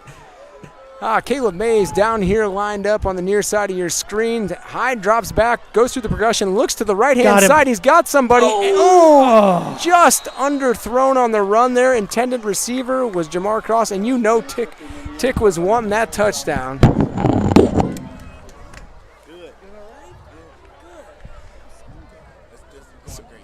So Cardinal Ritter going to take over right close to in the shadow of their own goalpost, if you will, on the half-yard line. 1:10 remaining in the first half. It's way different from Lutheran. I miss being here. I'm glad to be here tonight, though. Yeah, I heard you were coming. Yeah, I'm going to be here next weekend, too. Good. Because I'm coming to home. Where do you guys play tomorrow? We play at Eastside, but we play on Fallon. Okay. It's there. You get down there and watch the Sapphires? Yes.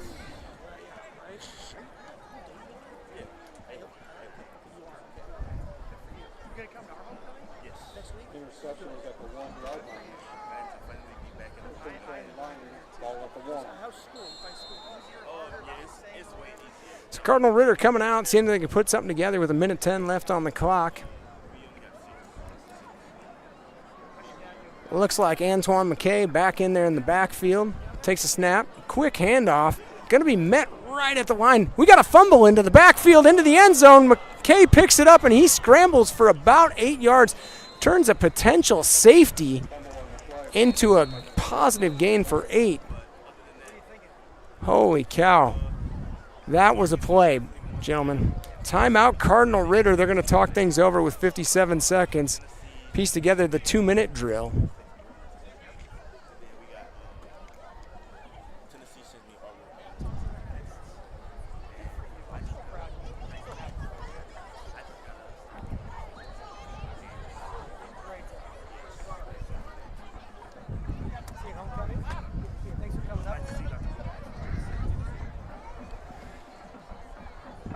Wily play there, Dr. Kuhlman, as we almost had a potential safety in the back in the end zone, and then Antoine McKay picks it up, shows some athleticism up the left-hand side for a gain of 8. That was impressive. I apologize. That was impressive there. Had a young man come up and see me. Miss him here. Keelan LeGrant was here at Lutheran High for a couple of years, and now he's playing over at East St. Louis. And I'll tell you what, great young man. Great young man. He'll be here next week for homecoming as well. And just good to see him. Has a football game tomorrow. Telling me how he's kind of going with his recruitment right now. So good to see him. I'm glad he came up and saw me. Awesome. Awesome young man. It's always good to see the kids come back and absolutely. share success. And, absolutely. And even in that interaction here up in the press box, tremendous amount of mutual respect for each other. That Good was kid. great. Good kid. Interception. Big Nice hit hit. across the center. Intended receiver for Cardinal Ritter is LaMarcus Simmons. I'm glad he pops up there, showing no signs of a pretty good pop from Caleb Mays. And that was either going to go big hit or interception. I think Caleb made the right decision. You know what? At the end of the day, you go for the ball, you miss. You go for the man, you ain't gonna miss a man, right? Yeah. We have a shout out up here.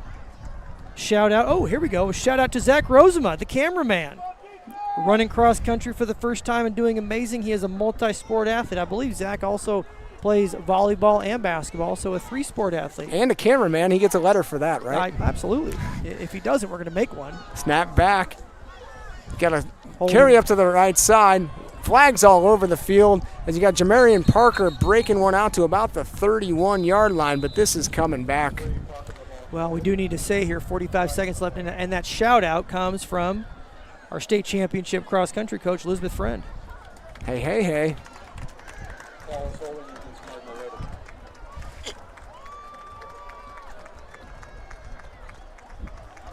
Oh, and check that. We have somebody fact-checking us here. I thought your eyes were good. We talked about Caleb Mays making that hit. That was Jackson Bethany. Was it really? On that hit. I'm not going to trust you anymore. I saw Caleb Mays in the proximity after the wreckage cleared. Tell you what. So he got guilt by association. Can't trust you at all. Tell you what, going back to that cross-country, big meet tomorrow down at Gans Creek in Columbia, sending our men's and women's down there. We have our soccer team in action at the Richard Wilson Jefferson City Varsity Soccer Tournament in Jeff City. And also tomorrow going on as well here at Lutheran High, the girls varsity volleyball tournament. So a big day of athletics for tomorrow on Saturday. Big Cougar day. Puts Cardinal Ritter back 3rd and 6 from their own 6. You've got Card Dog back in there, and he's got a bubble out to the left-hand side, and with a shoestring tackle, his number 11, Jackson Bethany, comes up big again, saving a potential touchdown, and Cardinal Ritter back in business out to their own 32. Are you sure that was Jackson this time? It was. Okay, I made sure to look for that. I wasn't going to take deal. another one of his tackles away. There you go. Good. Now I tell you, Jackson, he made a nice pop on that one. I tell you, love the fact again, played the man, not the ball. Play the man, not the ball. Not going to give up anything.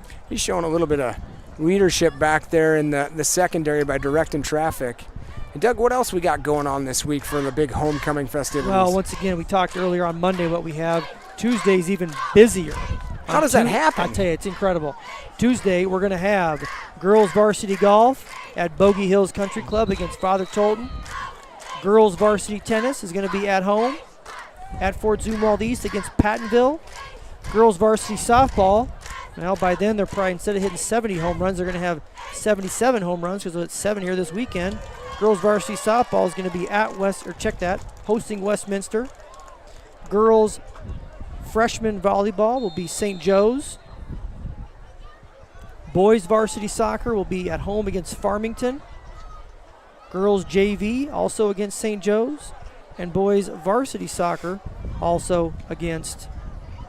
Cart Dog puts the ball up big time into traffic. Oh. Great play downfield from Elijah Abdul to break up a Caleb Mays interception. Cart Dog showing off some arm strength there. It was about 45 yards in the air. Well, I'll tell you what, and that's a kill shot. I love it. If I'm the Lions, if I'm on the Lions coaching staff right now, I'm saying, okay, 36-6. I'm up 30. I want to put one in the end zone. I want to get a turbo clock. If I'm the Cougars, I'm going to say, you know what? I'm going to keep playing football here. I know I'm down 30, but I'm going to keep playing football. So nice play by the Cougars secondary there. Caleb Mays everywhere you could want him to be right now. It's like State Farm Insurance, right? Yeah, right? Absolutely. Not a sponsor, but they better be after that. They need to be after you saying that, I'll tell you. Card Dog takes the snap, looks to the right, goes through the progressions. He's got a receiver downfield. Ooh, tipped, it looks like, by our very own Germani Brown. Intended receiver, Deshaun Stevenson. Yeah, I thought Germani was going to pick that one up. Oh, a shout out right here. Let's go Cougars. Good second half from the Dunlaps. State champion, Dunlap family. Love seeing that. A1 Towing, I do believe, and I've seen a lot of their trucks rolling around. They're watching it from up in Troy. I don't know if this is a shout out. I'm going to give this here in a moment on after this third down play. 3rd and 10. Card Dog takes a snap, fakes the handoff to Parker, looks to the right, wide open receiver, and this is going to be a big gain. Yep. You've got yourself Deshaun Stevenson. He breaks a tackle, and it looks like touchdown for Deshaun Stevenson. Oh boy, that was a fundamental breakdown on that coverage. Threw that underneath, and just tell you what, Cougars just had a couple tackles there. Couldn't come up with them about the 35-yard line. Oh, and I in fact checked. It's not A1 Towing. It's Priority 1 Towing. Yes. Priority 1. Priority 1. I apologize, Mr. Dunlap. I won't forget that when I have my towing needs. You shouldn't. I should not. Let me tell you a story about Dunlap. So we had the state championship celebration here at Lutheran High back in December of 2021. Had fireworks here. Yeah. Dunlap, I loved it, man. We're firing off fireworks on a Sunday afternoon, man. It was awesome. 2-point conversion is successful. Right side screen to DJ Miller. And that's going to move the score 44-6 with 13 seconds remaining. And you're not going to call it a backbreaker. You know, you're up 36-6 here before that touchdown, but not a backbreaker, but definitely going to be a turbo clock here in the second half, Caleb. Yeah, the Cougars are going to need to respond. 24 minutes feels like about 12 with a turbo clock situation. Right? Totally. Well, I'm not sure if this is a shout out, but it's from somebody who I know and who is near and dear to my heart. My youngest daughter, Ashley. She's a little 4th grader. She says, "Hi, Daddy. I'm watching the game with Nana and Papa. Go Cougars." And you know what? The amazing thing, she typed it herself. Good for her. I'm sure she did, you know. And then afterwards, she's like, "Hey, could you up the quality of the call?" She is. Well, actually, what she's saying right now is, "Daddy, I hope you're going to show the Sapphires dance at halftime, because at the end of the day, what's more important to a 4th grade girl? Sapphires or football game? Do the math, right?" So 13 seconds remaining until that Sapphire dance. And it should be said that another part of so your wife is in the same place as my wife this evening, and your oldest daughter is with my children. So she babysitting for you? Yeah, it feels like our families are pretty intertwined this evening. I was unaware of that. So. Yes, GK coming in clutch. Good. She does that. Touchback. Well, you know, even with this score being lopsided right here, and you know, unless the Cougars can do something with the ball offensively, which I do believe they will be able to do, maybe not this half with only 13 seconds. Got a good crowd tonight. A lot of kids. You know, I think, you know, with only 3 home football games here till the playoffs, if the Cougars can get a home playoff game, you only have 3 times, you know, and if I'm a senior here, I'm looking at this going, I want to make the most out of it. I'm going to be at a football game on a Friday night, because there's nothing like this. No, Friday night lights go fast in your high school career. Absolutely. Even as a spectator with only 3 home games, those seniors need to make the most of it. We're going to take a knee and reconfigure our plan going into the locker room here at half. Cardinal Ritter 44, Lutheran Cougars 6. Stay tuned for your LHS Sapphires at halftime. Cardinal Ritter 44, Lutheran High 6.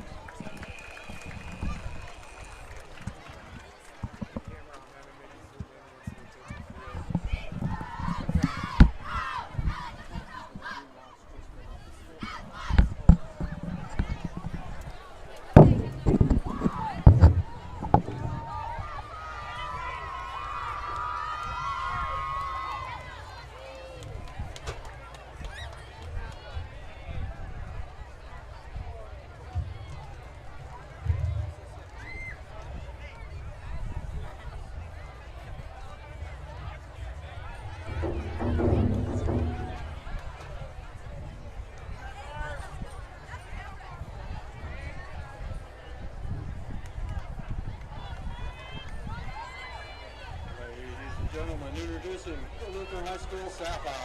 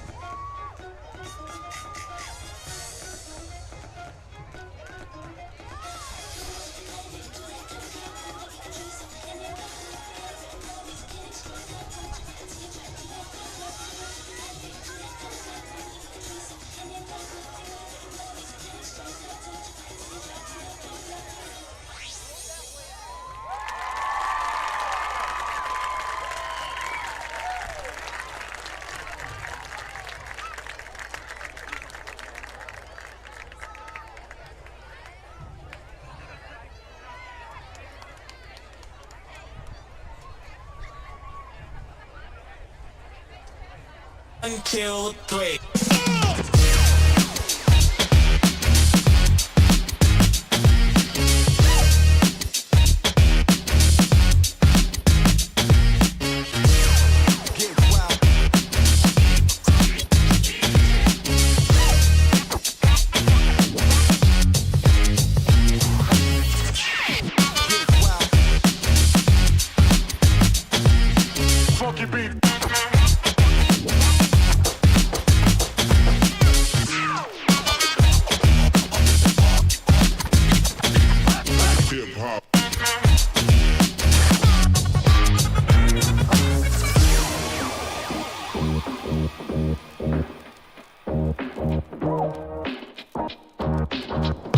This is how it should be done.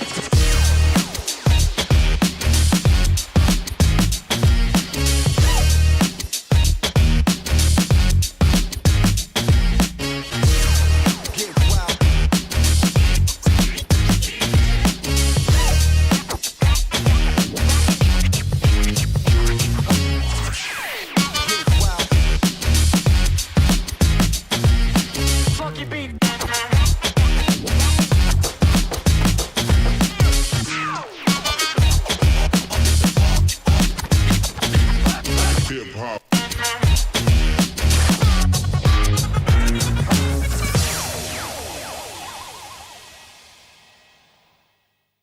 One, two, three.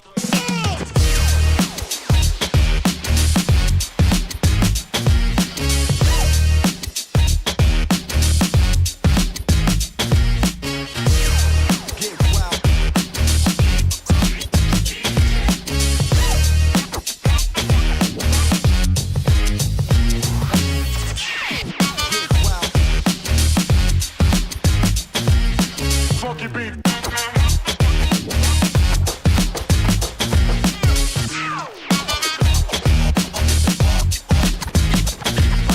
Hip hop.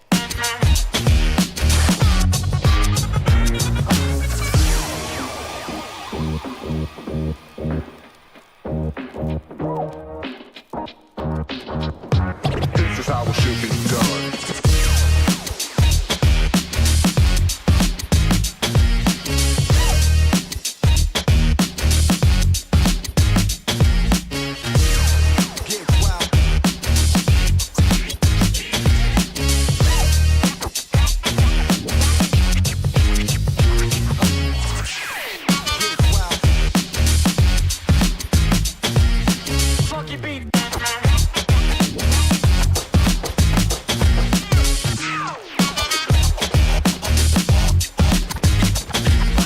Hip hop.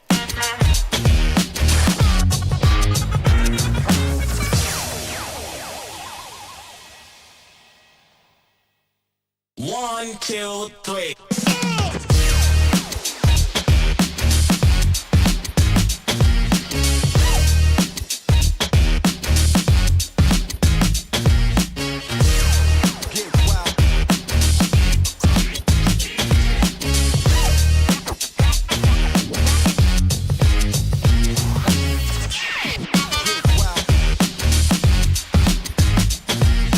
Funky beat.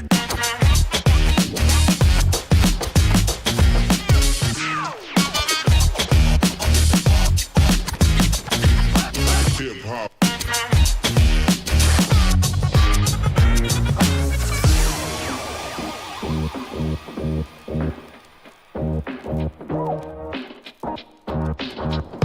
This is how it should be done.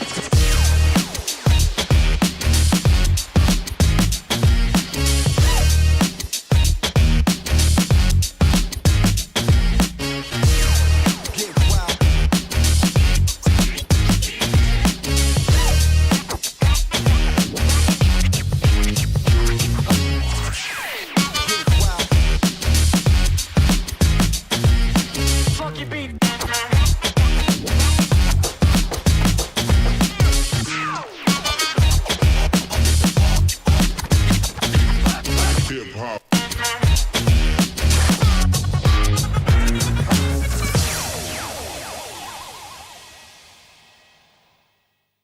One, two, three.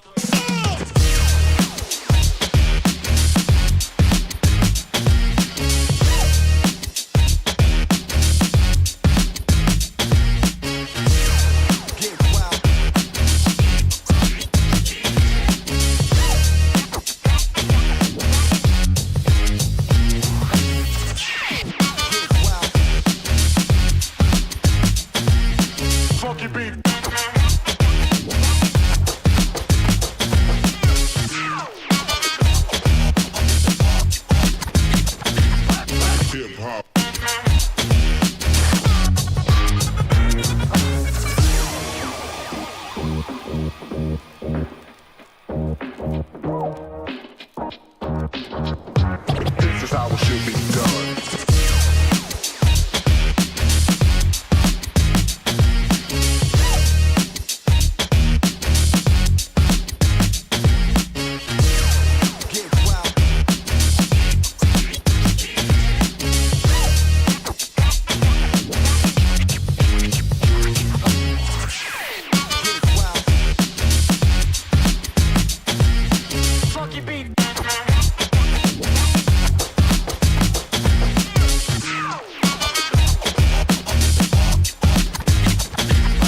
Hip hop.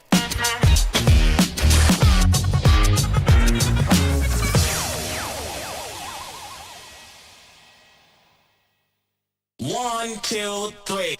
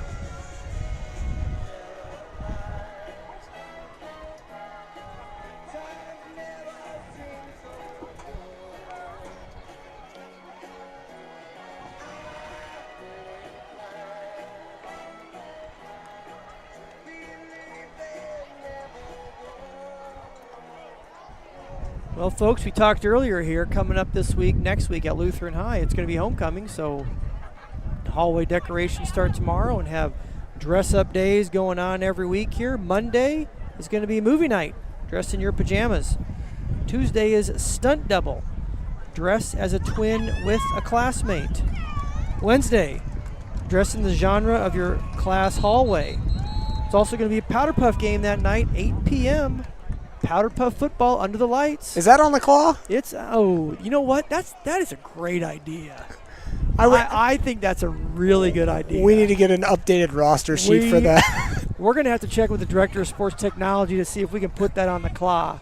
You know, it's past his bedtime, by the time we kick off on a Wednesday night. I mean, he's going to want to be in bed because he's like, that's how he rolls. Well, people that subscribe to Claw Premium will get that game streamed in. Absolutely. Claw Premium may bring it to you, Thursday, we have our favorite movie character. I'll tell you, if you were dressed as your favorite movie character, who would you be? John Wick. Okay, fair, absolutely. Hey, good quartet of movies right there, It's good movies. It's a little scary maybe in a school environment. Slightly. Yeah. I don't know if we'd allow that, but probably not. And then Friday, September 29th, homecoming T-shirt and sweats day. You know what? Sweats day is like, it's the coup de grace for a high school kid if it's sweats day, Oh, for a staff member too. Especially in a setting like this with uniforms. You got to wear. And Cardinal Ritter the same way. Uniforms at Cardinal Ritter. Kids get a chance to wear jeans or sweats. They love it, right? So here we go with the kickoff of the second half. The sweet serenading sounds of Neil Diamond, courtesy of Mr. Jim Clark there before we came back. Kickoff's off with a good return here. Caleb Mays, he's dodging and weaving, going to get us up to about the 32-yard line. We please excuse the background noise here up on top of the booth as the wind has definitely picked up this evening. Well, we're trying to get our cameraman Zach Rosema here to hold up a big piece of cardboard, but he's going to be unable to hold up a cardboard as he's bringing the action. So the kid's like 6 foot forever. You think he could block some wind for us? Right? He is. I don't know. He can't talk on the air here, but I think he's all of 6'5". I don't know. He's shaking his head. That's why he's so good at cross country. Takes about 15 steps and he's halfway home. There you go. And with a quick handoff to Germani Brown, just as we talked about in the first half, quick pop handoff. It's going to pick up about 2 on that. Well, and again, we talked about that too. You're right, Caleb, is when the Cougars are finding a hole, it's not working real well. It's when they hit it hard. They just hit it hard and bust it up in that hole, and that whole bend, bang, bounce just goes out the door. You just bang it up in the hole, make your own hole. Not what you want to see if you're a Cougars fan is Germani Brown down on the turf with looks to be some sort of leg injury. Yeah, no, definitely not. Well, and you're right at this point here. You're 44-6. You're in that turbo clock realm, so clock's going to just roll here, not on the injury here, or on a penalty enforcement, or on change of possession. But the clock is going to run. It should be. I mean, Cougars are going to need to put one in the end zone here to kind of get this turbo clock off the board, Caleb. Germani back on his feet here. It looks like he's going to walk it off to the sideline. Maybe a little bit of a tweak there to the lower leg. Yeah, good to see. Need him healthy. And not only tonight, but need him healthy for the rest of the season. Your Cougars, again, we talked about the games they have coming up. Coming up tomorrow, next Friday night, you have Lift for Life on homecoming, and Lift for Life's coming in 4-0. It's been just killing opponents. Good football team. After that, you got Borgia and then Lutheran North. So you have a stretch here. Hyde with a quick pass out to the right side on the slant. Receiver out there is, I believe it's going to be Jamar Cross with his reception. Going to pick up a quick 7. Well, and you like there, he just found that he didn't have to find the laces there. He just did the old Tom Brady catch and throw. Nice job. And that's a baseball player for you right there. Just catch the ball and fire it out there. And Andon is a phenomenal baseball player. Love watching him hit home runs and play the field last year for the Cougar baseball team as a freshman. So he's young. Planning sophomore. on going to Xavier, if I've heard correctly. Snap comes back low. Andon forced to try and make something on his own, and it's going to be a 7-yard loss. It's going to set up about 3rd and 9, 3rd and 8. Check that 4th down, I believe. Oh yeah, sorry, 4th down. So now you're going to you're going to punt the ball here, or you're going to be going for it. It looks like Cougars are bringing in some personnel. Looks like they're punting the ball, Caleb. That's the right call. If you make a good gain to get it onto 4th and manageable versus taking a 7-yard loss on 3rd down. I think that's the right call to punt the ball here, even being down 44-6. Oh, he gets it off the side of his foot, his hide, and that's going to roll out of bounds at the 42, and a net punt of about 8 yards in the end. Yeah, I'll tell you. And his earlier punt there went about 50 yards down the field, just kept rolling and rolling and rolling. And that was that play there that we talked about earlier.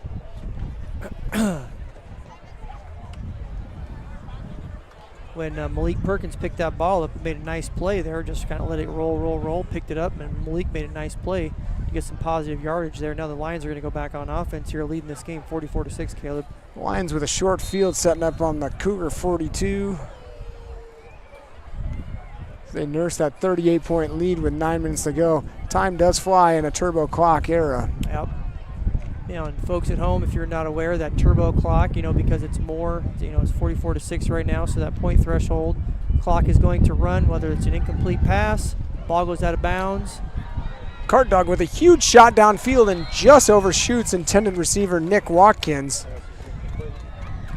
It was a nice pass play, though. Yeah, just a half step too far out in front of his receiver. Well, I'll tell you what, running step for step with him right there.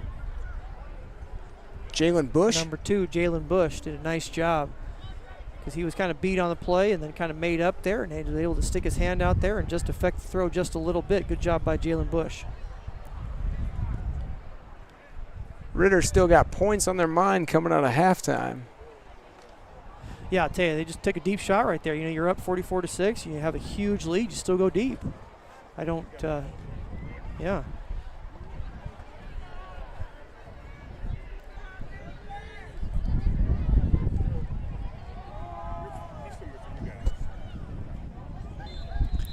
Good defensive play there by the Cougars here. Track that one down. Sets up a couple yard gain there. You're going to be at 3rd and 5.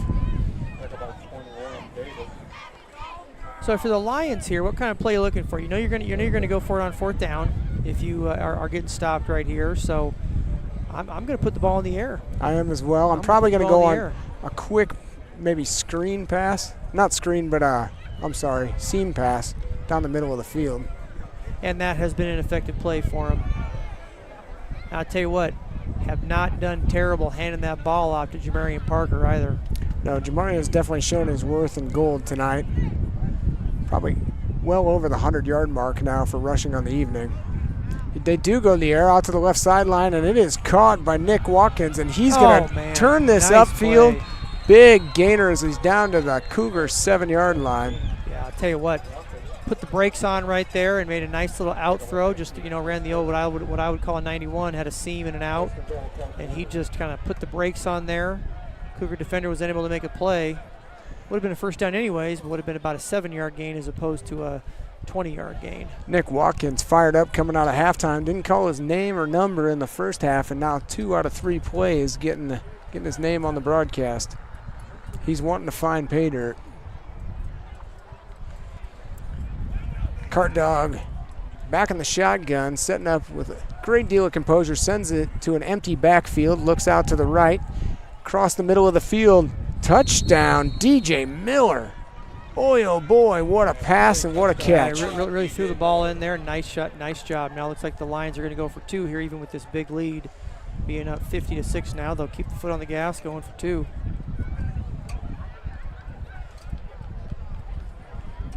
Doug, where did the Cougars go offensively after that halftime break and coming out and giving up a touchdown quick there? Yeah, I tell you, it's just a rough spot. You're down 44-6, and then coming out, not being able to, on that 3rd down, I think that was a huge play there. With being able to take that snap and lose several yards as opposed to get that 1st down and convert. So hand the ball back over. So Jackson Bethany breaking up that 2-point conversion on a roll left from Cart Dog. Jackson did a nice job there breaking on that ball, holding it off. And folks, let's hear from some of our sponsors. We're going to hear from our blue sponsors.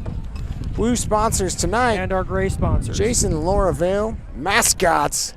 Great local home for a good dinner here next to the high school. Vince and Kristen Bonham. Shamrocks, also down the road here off of Mexico Road. Gray sponsors, Butch and Gina Polly, John and Kelly Brickner, Jason and Julie Shaw, Dr. Doug and Sarah Kuhlman, Ryan and Shannon Casey, Mike and Tina Miller, Jeff and Amber Kessler, Matt and Lisa Kuzman, Greg and Nicole Wood, Karen Milster, Larry and Lisa Lipinski, Troy and Lucy Gladstone, Jared and Lisa Connor, and Matt and Amy Murphy. We appreciate all of our sponsors of the broadcast this evening.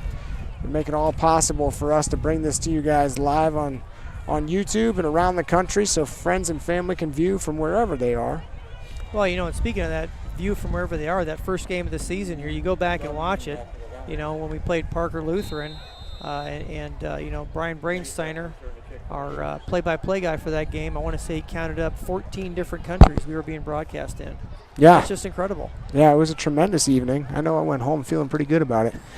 Short kickoff. Caleb Mays is going to return this one. He's out to the 20, weaves his way through down about the 26-yard line. Well, and this clock's going to keep running here. Let's see if Cougars can do something here on offense. Had a couple of good drives early, stalled out on a couple of fourth downs, and were able to punch one in the end zone here. Thought they were going to have a safety here as the end of the first half kind of went down and down, but let's see what the Cougars can do with the ball here, Caleb. Yeah, Doug, we talked briefly about a couple of college matchups tomorrow with Oregon versus Colorado and Notre Dame taking on Ohio State. You also have another interesting one down there in the SEC as Ole Miss and Lane Kiffin return to Tuscaloosa against a struggling Alabama team. We say struggling, they are 3-0, but they are not up to the normal standards. No, not 3-0, 3-1. 3-1, right? 3-1, I'm sorry, they lost to Texas. Lost that game to Texas, yeah. Yeah, definitely looking a little different down in Tuscaloosa. Pass broken up there, intended receiver Caleb Mays off on the left side, the near side if you're watching on the screen. Yeah, I had made the, I follow college pretty close, and Doug, you and I exchanged text messages through the week, and I had made the statement, I believe this morning, that, not only is Ryan Day going to go on his farewell tour after Notre Dame beats him tomorrow and Harbaugh follows up at the end of the season, but there's rumors in Tuscaloosa, offsides there on Cardinal Ritter, going to get a 5-yard bonus, that Nick Saban has quietly started to tell supporters this is his last season. So having Lane Kiffin come to Tuscaloosa, it could be a job interview of sorts by the end of tomorrow. I tell you what, it could. It really could. We have not talked about not the hometown team, but the home state team, Mizzou. Mizzou, great win last week. I'll tell you 61-yard field goal to win it. Impressive. Impressive. And I tell you, what I like seeing about that long field goal is last year I remember a gimme miss. A gimme miss, I want to say it was against Auburn. Should have made that field goal, should have won that football game. For him to make that 61-yarder yesterday to beat the number 15 team in the nation, Kansas State, just fun to see. Eli Drinkowitz has got that program on the right I swear to God, it's also the kicker's 17th season in he's college. about 265, too, if he puts some weight behind him. I'll tell you what, he's a heck of an offensive lineman for a kicker, right? Yeah. He did a nice job. And, we have another local college team that is now Division I in the Lindenwood Lions. Having an up-and-down season. They did come off of a win last week against the Western Illinois University Leathernecks, who our opposing quarterback, Antoine McKay, is going to play for next week. And I'll tell you, with them being Division I now, you're gonna start to hear a little bit more about them since they're just a short drive down the road. And it's a college. Honestly, Lindenwood has some great facilities for the size of university they are. It's incredible. When I was in college, I went to Concordia University in Nebraska. In the U. Nebraska. Yeah, right. And we played Lindenwood. Yeah. We played Lindenwood. Now again, this was 1990. I don't know, whatever, 4, 5, 6, whatever. I don't remember the year. Anyhow, and here you have an NAIA school who's now a Division I football team. It's incredible. And a legitimate athletics program. Absolutely. And then Hyde with a quick pass out to the left side intended for Mays. It's up in the air, and it looks like... it falls incomplete. Just incomplete. Number 42 for Cardinal Ritter, Isaiah Edwards. He was juggling that thing like a tightrope walker and almost came up with the interception. Yep. Isaiah there up on the front line on a defensive end situation. He's the a solid piece of work there through this evening as he's shown a lot of anticipation on the play. Mm-hmm. Well, boy, we talked about this turbo clock being what it is here. Cougars trailed this game by 40+, and clock's just ticking down. I mean, this third quarter's almost over, Caleb. Yeah, that's been a quick 12 minutes. Right. Big third down here for the Cougars. You need to keep this drive alive. Hyde drops back, looks downfield, lets another one fly, and it's deflected at the line. he saw the vision of Caleb Mays that was coming across the field open enough to sneak a ball in, but the deflection stalls it short. Yeah, well, now you're just going to have to punt the ball again right here and going to want to rip off a punt. Lions are going to get the ball back here probably with about a minute left to go in this third quarter here with the lead of 50-6. As always, and, you're going to see some younger kids get in the game. We're going to have, I'm sensing, the fourth quarter here, you're going to have a new quarterback. You're going to have some new running backs. You're going to have some new personnel. The Lions have a ton of kids over there that need to get a chance to play. So I do think with a 40-point lead in the fourth quarter, they're going to have some more young folks in. I like to look down at the crowd and the sidelines throughout the game, and always great to see the student section make the appearances they do. Got Malik Perkins picking up that ball over his shoulder, and he's running up the left-hand side. I told you, lightning in a bottle. He's making moves back to the inside of the field and snagged up a touchdown-saving play there across the center of the field. Yeah, it looks like we're going to have a penalty here on the Lions after that electric punt return by Malik. Tell you what, looks like the penalty's going to be on the 40, so you're going to have probably a block in the back or a hold. They're going to have first down from their own 30 about, Caleb. Well, shout out to Malik as he showed that skill that we thought he had in reserve. Well, now you have the clock stopped. It only stops here on change of possession and penalty enforcement, and the clock's going to get going here again. So as I said, tonight the student section coming out in full force as it was USA night. They all came in very patriotic attire, showing off their love for the country. I should be noted, too, as I look down on the sideline, a little update of injury. I know our sideline reporter called up here, Ryan Feldhake. His helmet is off, and it looks like his evening's done to rest up for the homecoming game ahead. Yeah. Good kid. Great hair. Yep. Great hair. You don't always see that on the TV broadcast with the helmet. You can see it right there. Exactly. Great hair. Well, Cardinal Ritter back on the offensive side of the ball. They're playing the quarterback roulette as McKay's back in at quarterback with a quick handoff up to the center, gain of 3. Well, it is fun here. We talk about there's only 3 home football games for these Cougars, and, having the kids be able to dress up. And as our student body president said, proud to be an American as we ended our chapel service here on Friday. And you had a ton of kids, a couple hundred kids down there, and crowd's kind of thinning out here as we get to the end of this third quarter before this fourth quarter, Caleb. But, again, good to see a lot of kids, a lot of fans here. I see a lot of alumni just kind of coming to catch this football game here on a Friday night. Heck yeah. McKay keeps it himself off to the left-hand side, and he's snagged down in the backfield. A tremendous stop there, coming courtesy of Jacob Fieberkorn. We talked about Fieberkorn earlier. He's in my opinion, one of the defensive players of the game last week against St. Mary's. He just makes plays. He's always in the right place at the right time. I saw his dad down at halftime and talked to him briefly. Lucky you. You're the Reverend Fieberkorn there, Pastor Fieberkorn.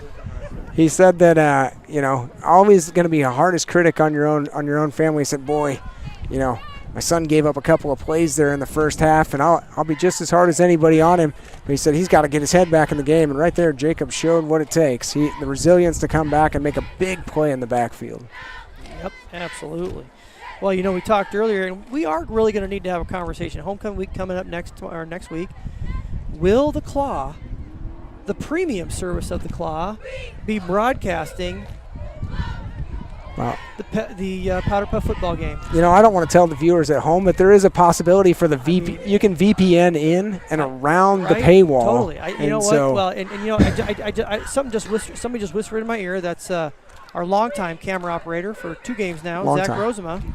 He says, I'll do it for $20. $20. So if we can garner up $20, it looks like Rosema will do this for us. Pass the hat. There you go. Pass that. Let's make it happen. Bring the fans what they want, right? Well, I'll tell you, looking out there on the field and the cheerleaders and the Sapphires, you have some of the Powder Puff participants that are tough as nails and would bring it. Also an exciting game atmosphere. Totally. Get Jim Clark to run the scoreboard again. We're good to go. Jim Clark is always good to do that kind of stuff. Third down here for the Lions. McKay looks to the right, looks like a backfield pass, and it's got room to run up the right-hand side. Cougars showing that they need to make some tackles there. Finally brought down by Chris Pirtle. Number 11 on the play, Deshaun Stevenson. Yeah, made a nice play there, especially just a catch and throw screen, just a spot screen we're going to call it. And he's able to break some tackles and matriculate the ball. Now, not only the 7-8 yards that he did need there, Caleb, but he ripped off a nice 25-yard pitch and catch. I stand mistaken there, not Deshaun Stevenson. It was Elijah Abdullah on that play. Well, get the binoculars out. I've been telling you. Boy, all I about might it. have to get them. I'm not getting any younger. Nope. Thanks for the reminder. Totally. I just call it like I see it. Yeah, well, you don't see either, so. Fair. McKay takes it, hands off to the right side. Oh, There's fumble. miscommunication. Ball on the field. He gets back on it. Intended recipient there was Keon Sloan, a junior running back. And it looks like there's some miscommunication as to whether or not that was coming his way. Yeah. Try to run that outside stretch play here. Lions are going to be behind the chains right now. See if the Cougars can make a play, get the ball back here for their offense. It was set up a 2nd and 14 on the 46-yard line of the Cougars. Cardinal Ritter back up on the line. Single back set. 3 on the near side of the field. 1 receiver up top. Man coverage. Okay, hands off to nice play in the backfield. number 25, Jameel Thomas, with a backfield tackle. He's going to pick up about 4 on that one, putting it back to 3rd and 10. Okay, we are definitely going to get your binoculars out. Somebody just fact-checked us here and says no. It was. That was not Pirtle didn't make that tackle. It was Jackson Bethany. What's going on between the 5 and the 1? I don't know. Get your binoculars out, man. Come on now. I don't even know you where what? are they. I got some of those. For the record, folks, this is Caleb making these mistakes. You know, Yeah, it's all now me. he's getting his information from Rosema. So at the end of the day, we could probably say, Rosema, give us the right number. Hey, you know? Rosema, you got a Zoom over there. I need you to start calling out those numbers. What's going on here? We're going to have a post-production meeting tonight. Absolutely. We need to up our game, especially if we're going to bring you the broadcast of the Powder Puff football game. McKay drops back, gets hit as he's throwing. Looks like off the ground. number 17, Nick Watkins, tries to make a play. Oh. They're giving him the touchdown. A lot going on down there. The ball didn't bounce off the ground? Looked like it came off the ground. Number 2, Carson Cart Dog Boyd with the reception. So he goes from quarterback to I apologize there. Nick Watkins with the touchdown. Carton in the vicinity. Seeing if we can get a replay on that. Yeah, I'll tell you, it looked like the ball bounced off the ground. Obviously, the officials did not see that, and we're way up here. It just looked like it bounced off the ground from this Referee angle. was in position. He definitely had to come back on that play as the defender went down in coverage. Yeah. Well, it's it looks like the Lions. I'm beginning to think the Lions do not kick ever. No, I don't believe they have a kicker on their roster by the looks of it. 2-point conversion, crossed the line and up and good.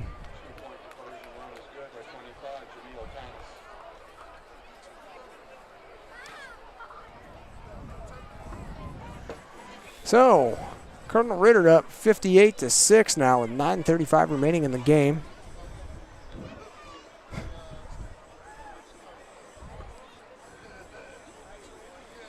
We come back around and kick off to the Lutheran Cougars here for another drive.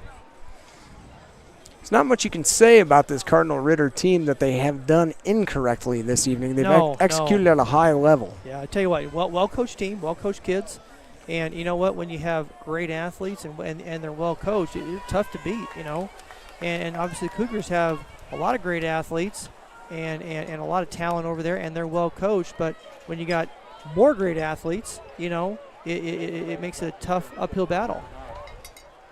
And again, just the schedule here for these Cougars is just absolutely it's just a tough schedule. Get you battle tested for the playoffs here, but I tell you, it's a rough one right now tonight for the Cougars. Ritter kickoff down to the 8-yard line. Caleb Mays picking it up on the hop. He's bringing it out across to the right side, and he's going to be brought down just short of the 30-yard line.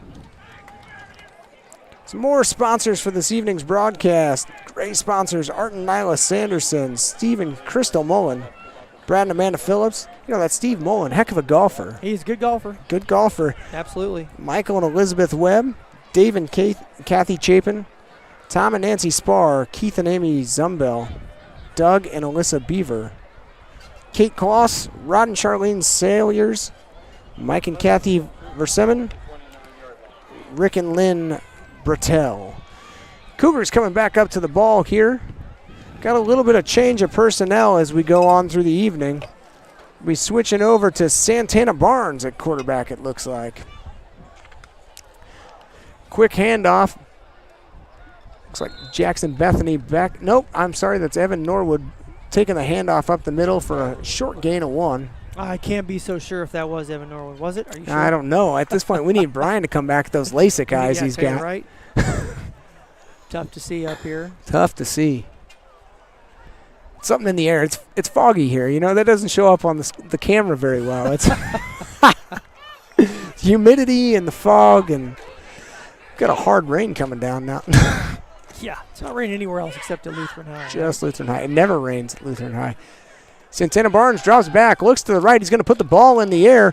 Tick Cross with the reception. He's brought down at the 44-yard lines. Hey, I'll tell you what, love the way, got away with the push-off there. Nice job by Tick Cross. Push off a little bit. And obviously was not a penalty, was not called. Nice offensive play to adjust and go up and get that. You know what I mean? Nice play by Tick Cross. Me thinketh if he tries that again, he might see a hanky. Potential. Yes, it is potential. He's lining up out back down here on the slot receiver position. Got 4 wide. Norwood in the background. Santana takes the snap. Quick handoff to Norwood. Bounces out to the right-hand side. It's going to be a positive gainer for about 3.5. As he lurches forward, dragging 2 defenders with him. Yeah, love that. Love that power that Norwood showed right there to pick up those 3.5, 4 yards there. Nice run. Norwood definitely showing a little bit of his athleticism in that 6-foot frame. Mm-hmm. Cougars got something cooking.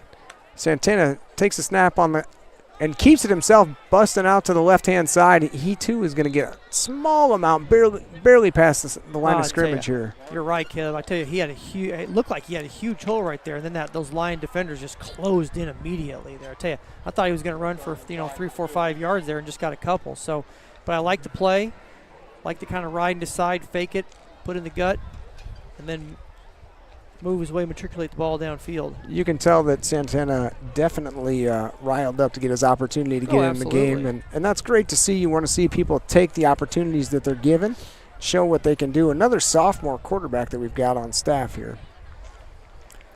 Barnes in the shotgun, single back set with Norwood, drops back, looks right, tucks the ball. He's going to try and make a play with the feet, and I believe it's not going to make a whole heck of a difference as he underhand slings that forward out of bounds to avoid the sack. Yeah. So I tell you what, that's a heady play right there, because you had a receiver in the area close. I think that could have been called grounding because, again, in high school there's none of this out-of-the-pocket stuff. Right. But, nevertheless, flag was not thrown. Cougars are going to now have 4th and 5 here from the Lion 39-yard line, Caleb. Yes, 4th and 5, and the clock goes tick-tick down to just over 5.5 minutes remaining in the game. Love to see a slant here. I'd love to see a slant. 4th and 5. To number 15, to Pirtle. Pirtle's been making plays all night. Yes. Let's give him another one. Oh, tried to go for opportunity to try and draw him off sides. Not going to work. They're going to have to go back to the well on this one. Barnes looks for the ball, claps it off, looks to the left. Quick pass. Oh, going to be brought down just short as Jackson Bethany. Oh, boy, I tell you what. Looks like Jackson just about had that. Are they going to call him short? I think it's going to be about a foot short of the marker and turn it over on downs to Cardinal Ritter. Yeah. There's a silver lining in watching that video back that they'll see great execution between Jackson Bethany and Santana Barnes on that quick pass. Absolutely did.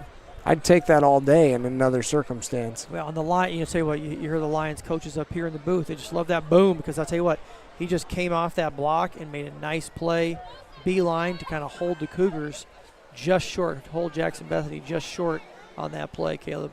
You don't like to talk in ifs and buts. However, against a less formidable opponent, he's getting that first down. Yeah, totally. Quick handoff to the right side goes Keon Sloan. Back in the game at quarterback, Carson Boyd. He's back in? Back in. Oh, okay. This is difficult. Not only am I calling numbers wrong on the Cougar side of the thing, or side of the field, I'm also trying to keep up with this back and forth. And it's not drive for drive where they're alternating. Sometimes it's 2 or 3 in a row and then back. I think it's more of a play count. Yep. I should go to the Cardinal Ritter coaching to understand the quarterback rotation, but it's difficult. I said the quarterback rotation is difficult to keep track of. They both That's true. They say both the quarterbacks are superstars. Oh, and they are. We've seen every bit of that tonight. We've got a run to the outside here, and showing some athleticism is Jameel Thomas. He rumbles and stumbles and bumbles down to the 25-yard line. Wow, he showed a different style of running than what the Cougars have been seeing all night out of other options. Yeah, I tell you what, you got a little power there and just kind of bounced it right outside. We talked about that bend, bang, bounce. So now you got 3.5 minutes here to see if the Cougars can play some good defense here, keep the Lions out of the end zone. Sorry, I mislabeled that. It's the 34-yard line. Jameel Thomas is about 5'6". They're listing him at 165, and he must have on big pads to only be 165. Yeah. That's a hard-hitting running back. Cart dog with the snap. It's going to be a handoff up the right side to Keon Sloan. Sloan weaves back towards the center of the field, and he's going to pick up about 13. Well, and you love seeing some young Cougars here. I see, see a lot of subs still in the game here. But still some of the other folks who normally get a chance to play, but good to see, especially on a Friday night. You don't get, again, 3 home football games this year is all you got, plus playoffs. We're going to have a home football game hopefully for playoffs. So you don't have a ton of opportunity here to show off Friday night. Run up the middle, and there you see it again is Jameel Thomas. So now you have the Lions. Obviously, this game's in hand. So do you take 3 knees and game over? Well, that would be the move that if the tables were turned would probably occur. I don't know. I can't speak for their. Looks like they're going hurry up. Yeah.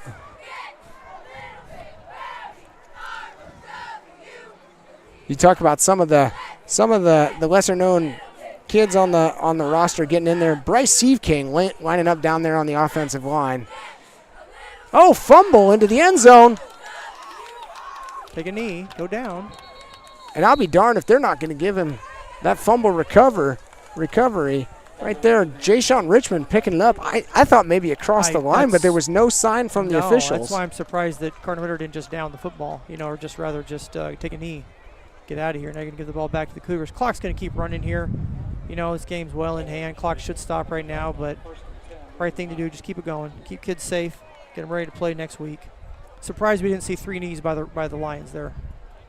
Well, and that might, it looked pretty. I thought he was in the end zone. It looked pretty intentional. He was going for the end zone, but it could have been a fumble play. Yeah, no, I thought he actually was in the end zone. I thought he was too, but there was no sign from the officials. I thought he was in the end zone there. I was surprised that he wasn't in the end zone. Perhaps they were surprised he was going for it as well. I don't know, yeah. So Santana Barnes takes it, hands off to Norwood, coming up the right side. Going to get a couple of yards. Might get one more snap out of this.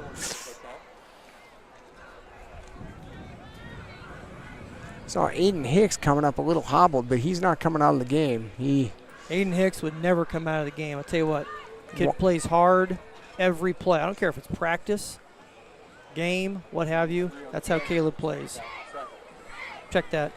That's how Aiden plays. I don't play like that. I wanted to say Caleb, but that's how Aiden plays. Sorry. Homie don't play that. Santana Barnes looking over the sideline, takes the snap. This will be the last play of the game probably. Norwood up the middle. He's going to get close to a first down with a gain of about 8.